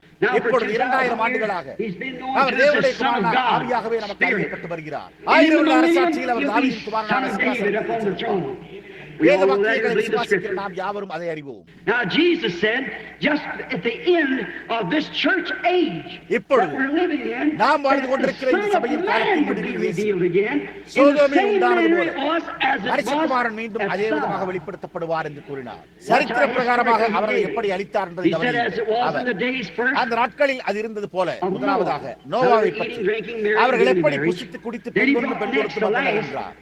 அதன் பின்னர் அவர் கடைசியாக சோதோமில் மனுஷகுமாரனிடம் கொண்டு வந்தார். காரணம், அவர் அங்கே யூதர்களோடு இடைபடுகிறார். இங்கே சோதோமில் அவர் புறஜாதிகளோடு இடைபடுகிறார். அங்கே அவர் நியாயத்திற்கு அவர்கள் எல்லோரையும் தண்ணீர் புறஜாதியாரிடத்தில் அவர் சோதோமின் நாளில் அவர்கள் எல்லோரையும் சுட்டரித்தார். அது உண்மை. புறஜாதி உலகம் அங்கே எரிந்தது. மனுஷகுமாரன் வெளிப்படுத்தப்படும் போது அவனவே இருக்கும். அது இனி ஒருபோதும் தண்ணீரில் அல்ல, ஆனால் அது இந்த முறை அக்கினியாக இருக்கும். இயேசு சோதோமை குறித்து வாசித்த போது நாம் வாசித்த அதே ஆதியாகமம் 23 வாசித்தார். இப்பொழுது சோதோமின் உலக நிலைமையை குறித்தும் ஆண் புரட்சிக்காரர்களின் நிலைமையை குறித்தும் சோதோமின் நிலைமையை குறித்தும் கூறப்பட்டுள்ள நிலைமைகளை நாம் ஒவ்வொருவரும் அதற்கு ஆமென் என்று கூறுவோம். நாம் அதை விசுவாசிக்கிறோம். சரி, லவோதிக்கேயாவின் ஆவிக்குரிய நிலைமை மாம்சப்பிரகாரமான சபை. நாம் அதற்கு ஆமென் என்று கூறி அவர்களுடைய அடையாளங்களை ஏற்றுக்கொள்வோம். ஒவ்வொரு அடையாளமும் நாம் அறிவோம். சபையானது லவோதிக்கேயாவில் உள்ளது, நாம் அதை அறிவோம். உலகம் ஒரு சோதோமின் நிலையில் உள்ளது என்பதை நாம் அறிவோம். அது சரியா, நாம் அதை ஏற்றுக்கொள்வோம். ஆனால் வாக்குத்தத்தம் பண்ணப்பட்ட குமாரனுக்காக காத்திருக்கும் ஆபிரகாமின் அடையாளத்தை குறித்து என்ன? அது மற்றொன்றாக இருந்தது. அவர்கள் இங்கே சோதோமை கொண்டிருந்தனர் என்பதை அவர்கள் தங்களுடைய செய்தியாளனை கொண்டிருந்தனர். ஆபிரகாம் தனக்கு ஒரு செய்தியாளனை கொண்டிருந்தான். ஆபிரகாம் நாளுக்கு நாள் கிட்டத்தட்ட சம்பவிக்க முடியாத காரியத்திற்காக காத்துக் கொண்டிருந்தான். சாராளுக்கு 90, அவனுக்கு 100. தேவனுடைய வாக்குத்தத்தின்படி அவர் இன்னும் காத்துக் கொண்டிருந்தான். எல்லா விமர்சனங்களுக்கும் மத்தியிலும் அவன் அந்த குமாரனுக்காக காத்திருந்தான். அவ்வாறே உண்மையான விசுவாசியும் வாக்குத்தத்தம் பண்ணப்பட்ட குமாரன் திரும்பி வருவதற்காக இன்னும் காத்துக் கொண்டிருக்கிறானே.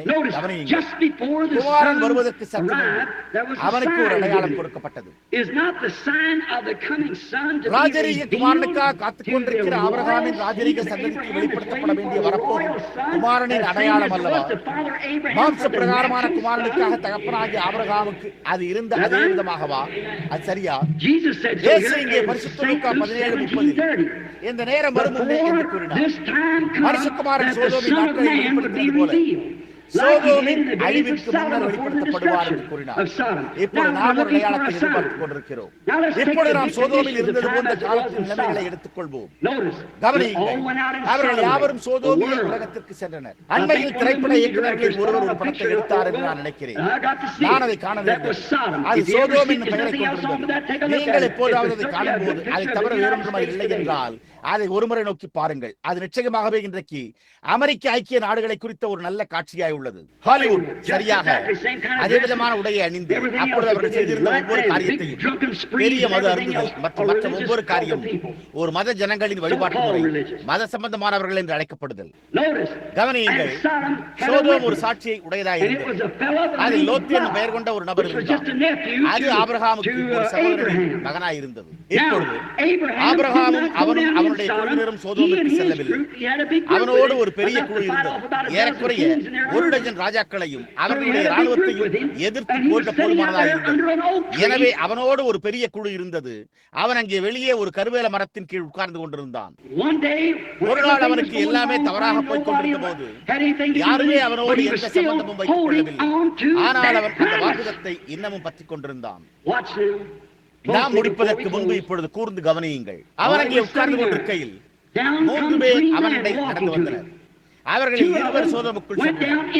லோத்து வெளியே வரும்படியாக அவர்களுக்கு சுவிசேஷத்தை பிரசங்கித்தனர். அது சரியா? ஆனால் ஒருவர் ஆபிரகாமோடு தரித்திருந்தார். கவனியுங்கள், ஆபிரகாமோடு தங்கியிருந்த ஒருவர் தாமே தேவனாயிருந்தார். மற்ற 2 தூதனின் செய்தியாளர்களாய் இருந்தனர். இப்பொழுது சோதோமில் அவர்கள் எந்த அற்புதங்களையும் செய்யவில்லை. அவர்களை குருடாக்க மட்டுமே செய்தனர்.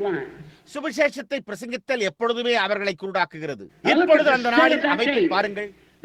மாம்ச பிரகாரமான ஒரு சபை உண்டு.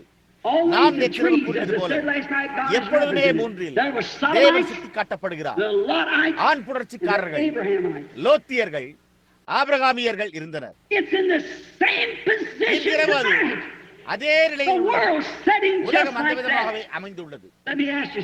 நான் உங்களை ஒன்று கேட்கட்டும். இப்பொழுது இந்த அமைப்பை பாருங்கள். ஆபிரகாம் தன்னோடு பேசிய இந்த மனிதனை ஏலோகிம் என்று அழைத்தான்.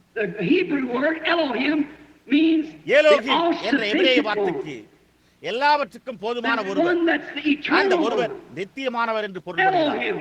ஏலோகிம் தேவன் தாமே. ஆதியாகமம் 1 ஆதியிலே தேவன் என்று கூறியுள்ளது. எபிரேய வார்த்தை எடுத்துக் கொள்ளுங்கள், இல்லை கிரேக்க வார்த்தை எடுத்துக் கொள்ளுங்கள். சரியா கூறினால் ஆதியிலே ஏலோகிம் வானத்தையும் பூமியையும் சிருஷ்டித்தார். இங்கே அவர், இங்கே ஆதியாகமம் 22ஆம் அதிகாரத்தில் அவர் மீண்டும் கூறுகிறார், இல்லை 20ஆம் அதிகாரத்தில் அவன் இந்த மனிதனுடைய பெயரை எலோகிம் என்று அழைத்தான். அவன் ஏன் அதை செய்தான்? தேவன் ஒரு மானிட சரீரத்தில் பிரதிநிதித்துவப்படுத்தினார். அவர்கள் ஆபிரகாமுடன் அமர்ந்து ஒரு கொஞ்சம் பாலையும் கொஞ்சம் அப்பத்தையும் தேவன் தாமே ஆபிரகாமுக்கு முன்பாக மறைந்திருந்தார். ஆனால் அவர் அவனுக்கு ஒரு அடையாளத்தை கொடுத்தார். கவனியுங்கள், அவர் தம்முடைய முதுகை கூடாரப்பட்டமாக திருப்பியிருந்தார் என்பது அந்த அடையாளம். நினைவிருக்கட்டும், ஆபிரகாம் அதற்கு சில நாட்களுக்கு முன்பு அவனுடைய பெயர் ஆபிராம், அதற்கு முன்பு சாராய் என்று இருந்தது. சாராய் அதற்கு பின்னர் சாராய். ஆபிராம் என்பது ஆபிரகாம். ஆபிரகாம் என்றால் ஜாதிகளுக்கு தகப்பன் என்று பொருள். இப்பொழுது இங்கே உண்மையாகவே கூர்ந்து கவனியுங்கள். இயேசுவானவர் நம்மிடம் இந்த அமைப்பை நோக்கி பார்க்கும்படி கூறினபடியால் நாம் இப்பொழுது வாழ்ந்து கொண்டிருக்கிற இந்த வேளையின் அமைப்பை காண்போம். நாம் மற்ற எல்லாவற்றையும் சரியாக பார்த்திருக்கிறோம். இப்பொழுது நாம் ராஜரீக சந்ததியார் என்ன நிலைமையை காண வேண்டும் என்று கருதுகின்றனர் என்று அவர்களை பற்றி பார்ப்போம். எப்பொழுது இந்த மனிதன் ஆபிரகாமே, உன் மனைவி சாராள் எங்கே என்று கேட்டார். ஆபிரகாம், அவளுக்கு பின்னால் உள்ள கூடாரத்தில் இருக்கிறாள் என்றான். இப்பொழுது அவர் அவளை ஒருபோதும் கண்டதே இல்லை. அவனுடைய பெயர் ஆபிரகாம் என்பதை அவர் எப்படி அறிந்து கொண்டார்? அவருடைய பெயர் சாராள் என்பதா இருந்தது என்பதை அவர் எப்படி அறிந்து கொண்டார்? ஆபிரகாமே, உன் மனைவி சாராள் எங்கே? அவள் உமக்கு பின்னால் உள்ள கூடாரத்தில் இருக்கிறாள் என்றான். அவர் நான் என்றார். நான் ஒரு தனிப்பட்ட பிரதிபெயர். நான் வாக்குறுதியின்படியே உங்களை சந்திக்கப் போகிறேன்.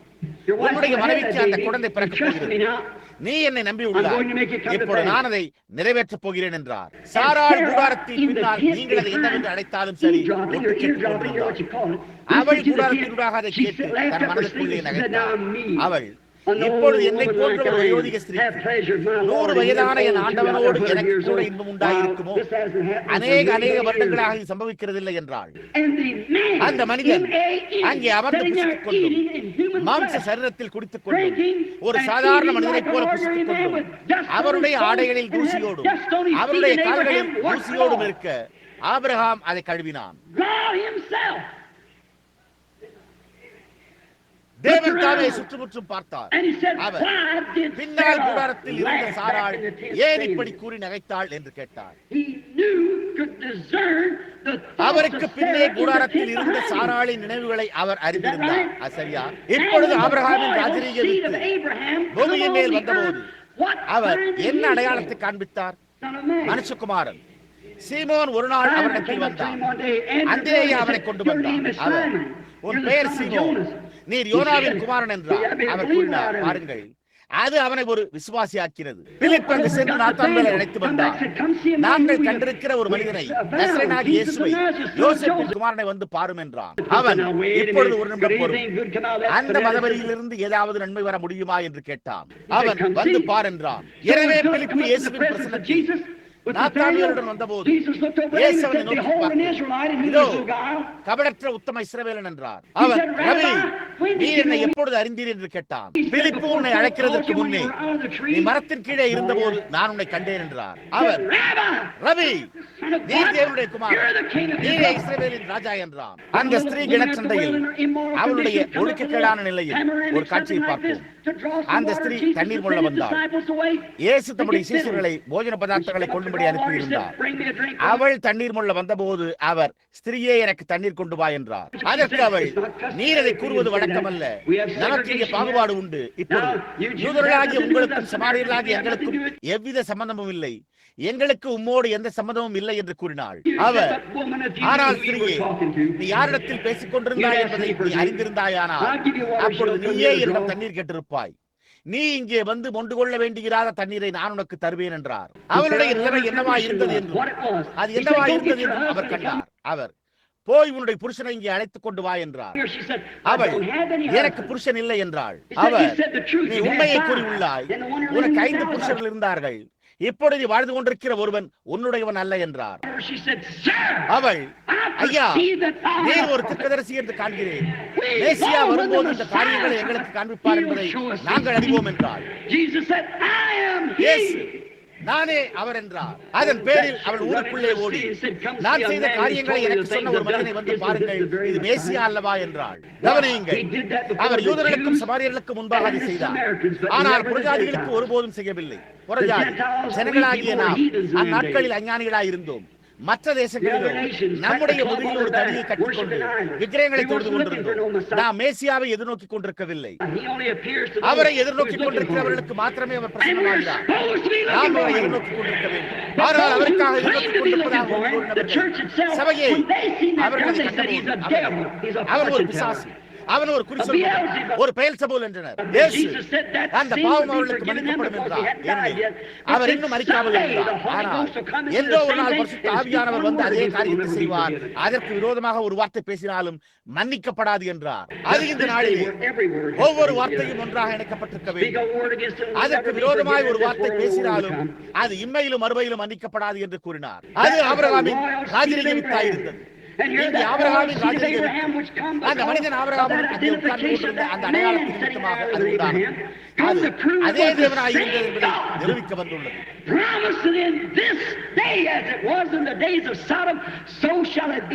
இந்த நாளில் சோதோமின் நாட்களில் நடந்தது போல மனுஷகுமாரன் வரும் நாட்களில் நடக்கும். அவர் தம்மை மனுஷகுமாரனாக வெளிப்படுத்திக் கொண்டிருக்கிறேன் என்று வாக்களித்தார். ஆமென். இதுவே இந்த வேத வாக்கியம் நிறைவேற்றப்படுவதற்கான நாளாய் உள்ளது. இன்றைக்கு நாம் இருக்கின்ற சூழ்நிலையை பாருங்கள். தேவனுடைய குமாரனின் சபையை நோக்கி பாருங்கள். மக்கள் மண்டாருமான நாளை நோக்கி பாருங்கள். எல்லா தீர்க்க தரிசனங்களையும் பாருங்கள். இப்பொழுது ஒரு வினோதமான காரியம், சோதோமை போன்றே காட்சி அமைப்பு இருக்க வேண்டுமானால் அப்பொழுது நம்முடைய வருகையாளர்கள் வரவேண்டியதாக இருக்கிறது. அவர்களில் 3 பேர் வந்தனர். 3 சிறந்த மனிதர்கள் பரலோகத்திலிருந்து அனுப்பப்பட்டனர். நாம் அதை ஒப்புக்கொள்வோம்.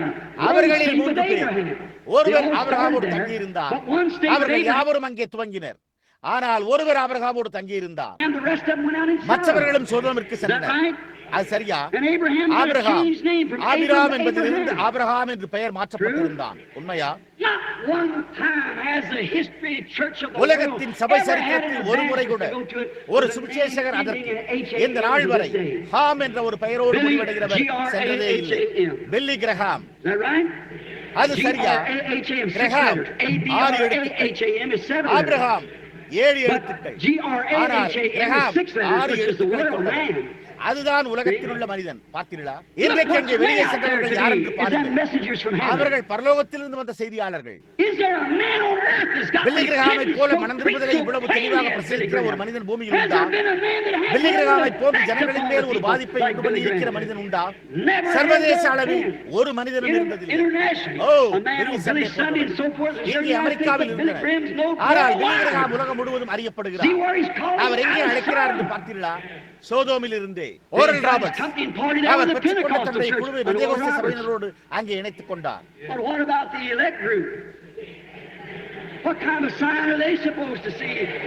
ஆனால் தெரிந்துகொள்ளப்பட்ட குழுவை குறித்து என்ன?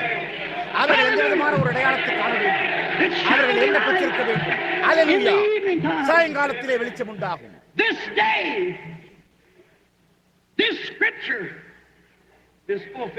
இந்நாளில் இந்த வேத வாக்கியம் நிறைவேற்றப்படுகிறது. இந்நாளில் தேவனுடைய வாக்குத்தத்தம் நிறைவேற்றப்படுகிறது. அது சத்தியம் என்பதை நாம் அறிவோம். அவர் அப்போது இருந்தது போலவே அவர் இங்கே இருக்கிறார். இப்பொழுது அதை சற்று முன்பு நான் கூறினேன், நீங்கள் எதையாவது பிரசங்கித்தால் அது சுவிசேஷ சத்தியமாயிருந்தால் அப்பொழுது தேவன் அதை உபகாரப்படுத்த கடமைப்பட்டிருக்கிறார். அது உண்மையா?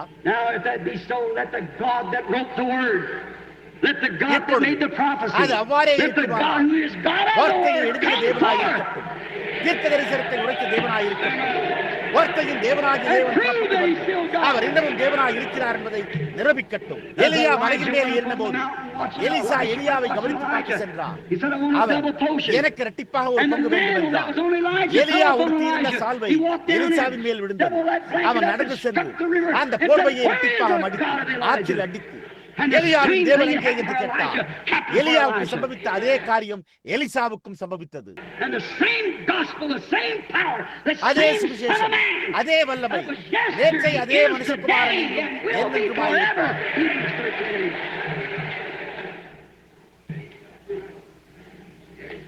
எபிரேயர் 13:8. You believe it? நீங்கள் அதை விசுவாசிக்கிறீர்களா? அப்படியானால் நான் உங்களை கேட்கிறேன். நான் அவராக இருக்க முடியாது, ஆனால் அவர் இங்கே இருக்கிறார். நாம் ஒரு பாத்திரமாக மட்டுமே இருக்கிறோம். அங்கே வெளியே உள்ள ஜனங்களாகிய உங்களில் சிலர் சுகவீனமாயும் அமளியுற்றும் இருக்கிறீர்கள். எனக்கு உங்களை தெரியாது என்பதை நீங்கள் அறிவீர்கள். தேவன் இப்பொழுது நான் போதுமான அளவு என்னை தாழ்த்த முடிந்தால் நலமாயிருக்கும். நீங்கள் ஜெபித்து தேவனிடத்தில் வேண்டிக் கொள்ளுங்கள். நான் யூகிக்கவில்லை. அந்த கட்டடத்தில் ஒரு ஜெப அட்டை இல்லை இருக்கிறதா? இல்லை. நாங்கள் ஒருபோதும் ஜெப அட்டைகளை கொடுப்பதில்லை. நாம் சபை வியாதியஸ்தரின் சுகமளித்தல் ஜெப கூட்டத்தை நடத்தப் போகிறோம். ஆனால் நீங்கள் ஜெபியுங்கள். நான் உங்களுக்கு முற்றிலும் அந்நியனாய் இருக்கிறேன் என்பதை நீங்கள் அறிவீர்கள். பாருங்கள், நீங்கள் என்னை அறிவீர்கள். ஜெஃபர்சன்வில்லில் உள்ளவர்கள் அதை செய்வதை நான் விரும்பவில்லை. ஜனங்கள் இங்கிருந்து எங்காவது தூரமாயிருந்து வந்திருக்க வேண்டும் என்று நான் விரும்புகிறேன். தேவன் இன்னமும் வெளிப்படுத்துகிறாரா என்று பாருங்கள். அவர் நேற்று மாறாதவராய் இருக்கிறாரா என்று பாருங்கள். அந்த சிறிய ஸ்திரீ செய்தது போலவே செய்யுங்கள். அவர் கடந்து சென்ற போது அவள், நான் இந்த மனிதனை விசுவாசிக்கிறேன் என்றால், அவளுக்கு ஒரு ரத்த கோளாறு இருந்தது. அவள் அவருடைய வஸ்திரத்தின் ஓரத்தை என்னால் தொட முடிந்தால் நான் சுகமடைவேன் என்று நான் விசுவாசிக்கிறேன் என்றாள். சரியா? அவளுடைய விசுவாசத்தின் நிமித்தம் அந்த நாளிலே வேதவாக்கியம் நிறைவேற்றப்பட்டது. அவர் நொறுங்குண்ட இருதயத்தை கட்டி நோயுற்றவர்களையும் உடவர்களையும் குணப்படுத்தினார். அவள் அவருடைய வஸ்திரத்தை தொட்டபோது வெளியே நடந்து வந்து உட்கார்ந்தார். அவர் திரும்பி பார்த்து என்னை தொட்டது யார் என்று கேட்டார். அந்த திரளான ஜனக்கூட்டத்தில் ஆயிரக்கணக்கானோர் அநேகமாக இங்கே இந்த உள்ளதை காட்டிலும் 30 மடங்காய் இருக்க அவருக்கு எப்படி தெரியும்? அவர் எப்படி இதை அறிந்திருந்தார்? அவர் என்னை தொட்டது யார் என்று கேட்டார். அவர் அதை கூற வேண்டும் என்று கூறவில்லை. அது உண்மையாக இருந்தபடியால் அவர் அதை கூறினார். அப்பொழுது அவர் என்னை தொட்டது யார் என்று கேட்டார். அந்த ஸ்திரீ எங்கே அமர்ந்திருந்தாள் அல்லது நின்று கொண்டிருந்தாள் என்று அவர் நேராக சுற்றுமுற்றும் பார்த்து, அவள் எந்த நிலைமையில் இருந்த போதிலும் அவளுடைய பெரும்பாடு தீர்ந்து விட்டதாக அவளிடம் சொன்னார். அது நேற்றைய இயேசுவாய் இருந்தது. அதுவே இன்றைக்கு அவராய் உள்ளது. நீங்கள் அதை விசுவாசிக்கிறீர்களா? நான் உங்களை அறியேன், தேவன் அறிவார். ஆனால் உங்களுடைய பக்கவாட்டில் உங்களுக்கு வலிகள் உள்ளன. அது உங்களை தொலைப்படுத்திக் கொண்டிருக்கிறது. அது உண்மை. நீங்கள் அதை குறித்து அங்கே அமர்ந்து ஜெபித்துக் கொண்டிருக்கிறீர்கள். நான் உங்களுக்கு அந்நியனாய் இருக்க நாம் ஒருவருக்கு ஒருவர் அந்நியர்களாய் இருக்கிறோமா? அப்படியானால் எழும்பி நில்லுங்கள். எனக்கு உங்களை தெரியாது. அது இங்கே மூலையில் உள்ள இந்த மனிதன், இந்த வாலிப நபர், உங்களுக்கும் கூட தொண்டை கோளாறு உள்ளது. அது உண்மை. நீங்கள் அதை குறித்து ஜெபித்துக் கொண்டிருக்கிறீர்கள். நீங்கள் யாவரும் ஏதோ ஒரு காரியத்தை குறித்து பதட்டமடைந்திருக்கிறீர்கள். நீங்கள் கூட்டத்தை விட்டு வெளியே செல்ல வேண்டும். ஏனென்றால் நீங்கள் ஒரு ஊழியக்காரர். நீங்கள் கவனிக்க வேண்டிய சில அலுவல்கள் உள்ளன. அது சரிதான். நீங்கள் யார் என்று தேவன் அறிந்திருக்கிறார் என்று நீங்கள் விசுவாசிக்கிறீர்களா? சங்கை திரு ஸ்மித் அவர்களே, நீங்கள் இப்பொழுது போய் சுகமடையலாம். இயேசு கிறிஸ்து உங்களை சுகப்படுத்தினார். உங்களுடைய கூட்டத்திற்கு செல்லுங்கள். உங்களுடைய தொண்டை உங்களை தொல்லைப்படுத்தாது.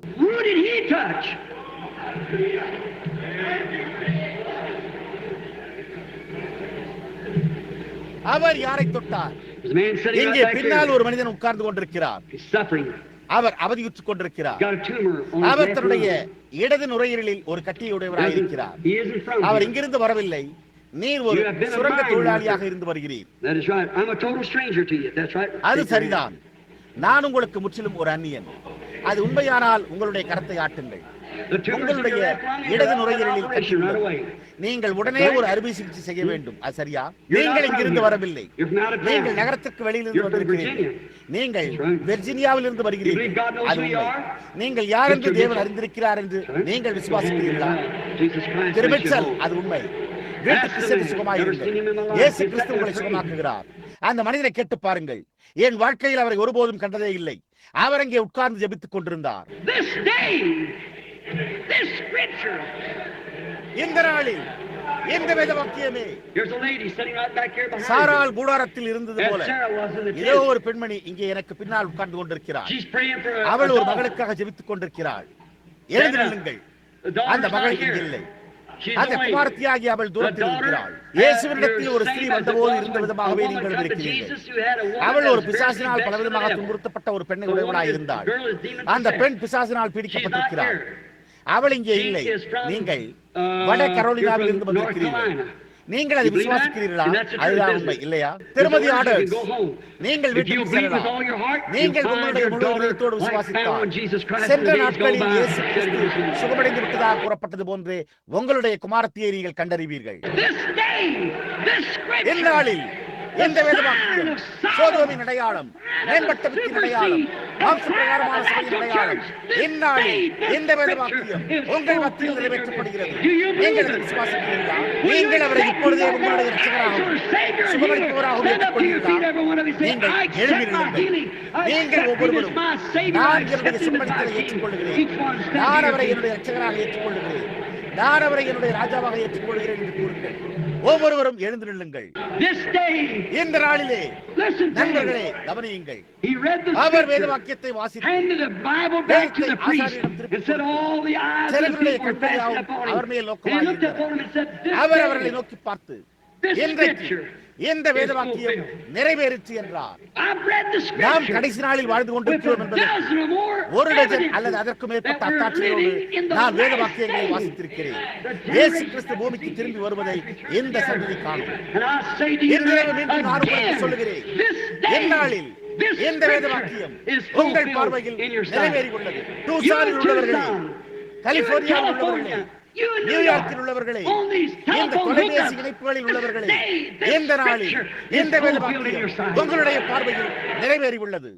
ஆட்டுக்குட்டியாருடைய கல்யாணம் சமீபமாக இருக்கிறபடியால் நாம் சந்தோஷப்பட்டு கலிபுரியுமாக அவருடைய மனவாட்டித்தன்மை ஆயத்தம் பண்ணினார். ஜனங்களே, நீங்கள் எல்லோரும் நாம் நம்முடைய கரங்களை உயர்த்தி அவருக்கு மகிமை செலுத்துவோமாக. தேவன் உங்களை ஆசீர்வதிப்பாராக. You deserve the glory and the honor and the honor.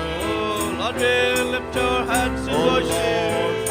We lift our hands in worship as we lift your holy name. Your holy name. You deserve the glory, Lord. The glory.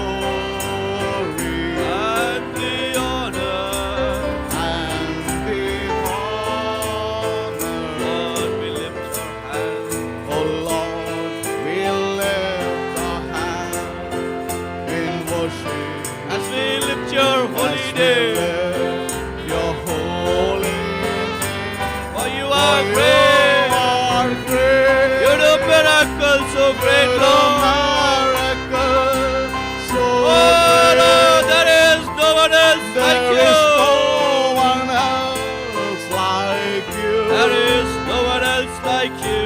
There is no one like you. Oh, you are great. For you are great. The miracle, so great. So great. There is no one else like you. There is no one else like you. There is no one else like you. There is no one else like you. You deserve the glory. Oh, you deserve the glory and the honor.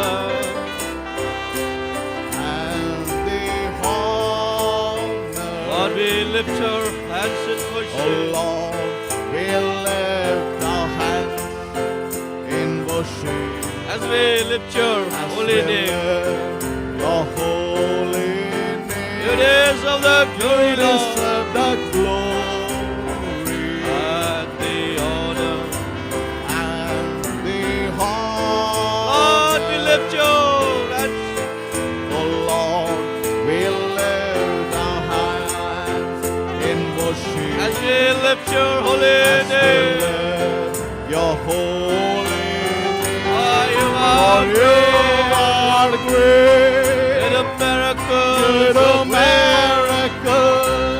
So great. Oh, there is no one else like you. There is no one else like you. Oh, yes, Lord. There is no one else like you. There is no one else like you. Oh, you are great. Oh, you are great. You're a miracle so great. You're a miracle so great. There is no one else like you. There is no one else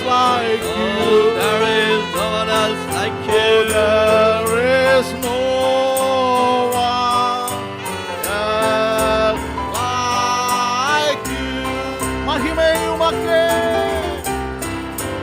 மகிமை உமக்கே, துதிகள் உமக்கே, துதிகள் உமக்கே. எந்தன் கைகளை உயர்த்தி, எந்தன் கைகளை உயர்த்தி உந்தன் நாமம் போற்றுவே, நாமம் போற்றுவே, மகிமை உமக்கே, துதிகள் உமக்கே, துதிகள் உமக்கே. எந்தன் கைகளை உயர்த்தி, எந்தன் கைகளை உயர்த்தி உந்தன் நாமம் போற்றுவே, உந்தன் நாமம் போற்றுவே. பெரியவர், பெரியவர், அற்புதங்கள் செய்பவர், ஒருவரும் இல்லை, உமக்கீடாய் ஒருவர் இல்லையே, உமக்கீடாய் ஒருவரும் இல்லை, உமக்கீடாய் ஒருவர் இல்லையே. பெரியவர், பெரியவர், அற்புதங்கள் செய்பவர், அற்புதங்கள் செய்பவர், உமக்கீடாய் ஒருவரும் இல்லை, உமக்கீடாய் ஒருவர் இல்லையே, உமக்கீடாய் ஒருவரும் இல்லை, உமக்கீடாய் ஒருவர் இல்லையே. பெரியவர், பெரியவர், அற்புதங்கள் செய்பவர், அற்புதங்கள்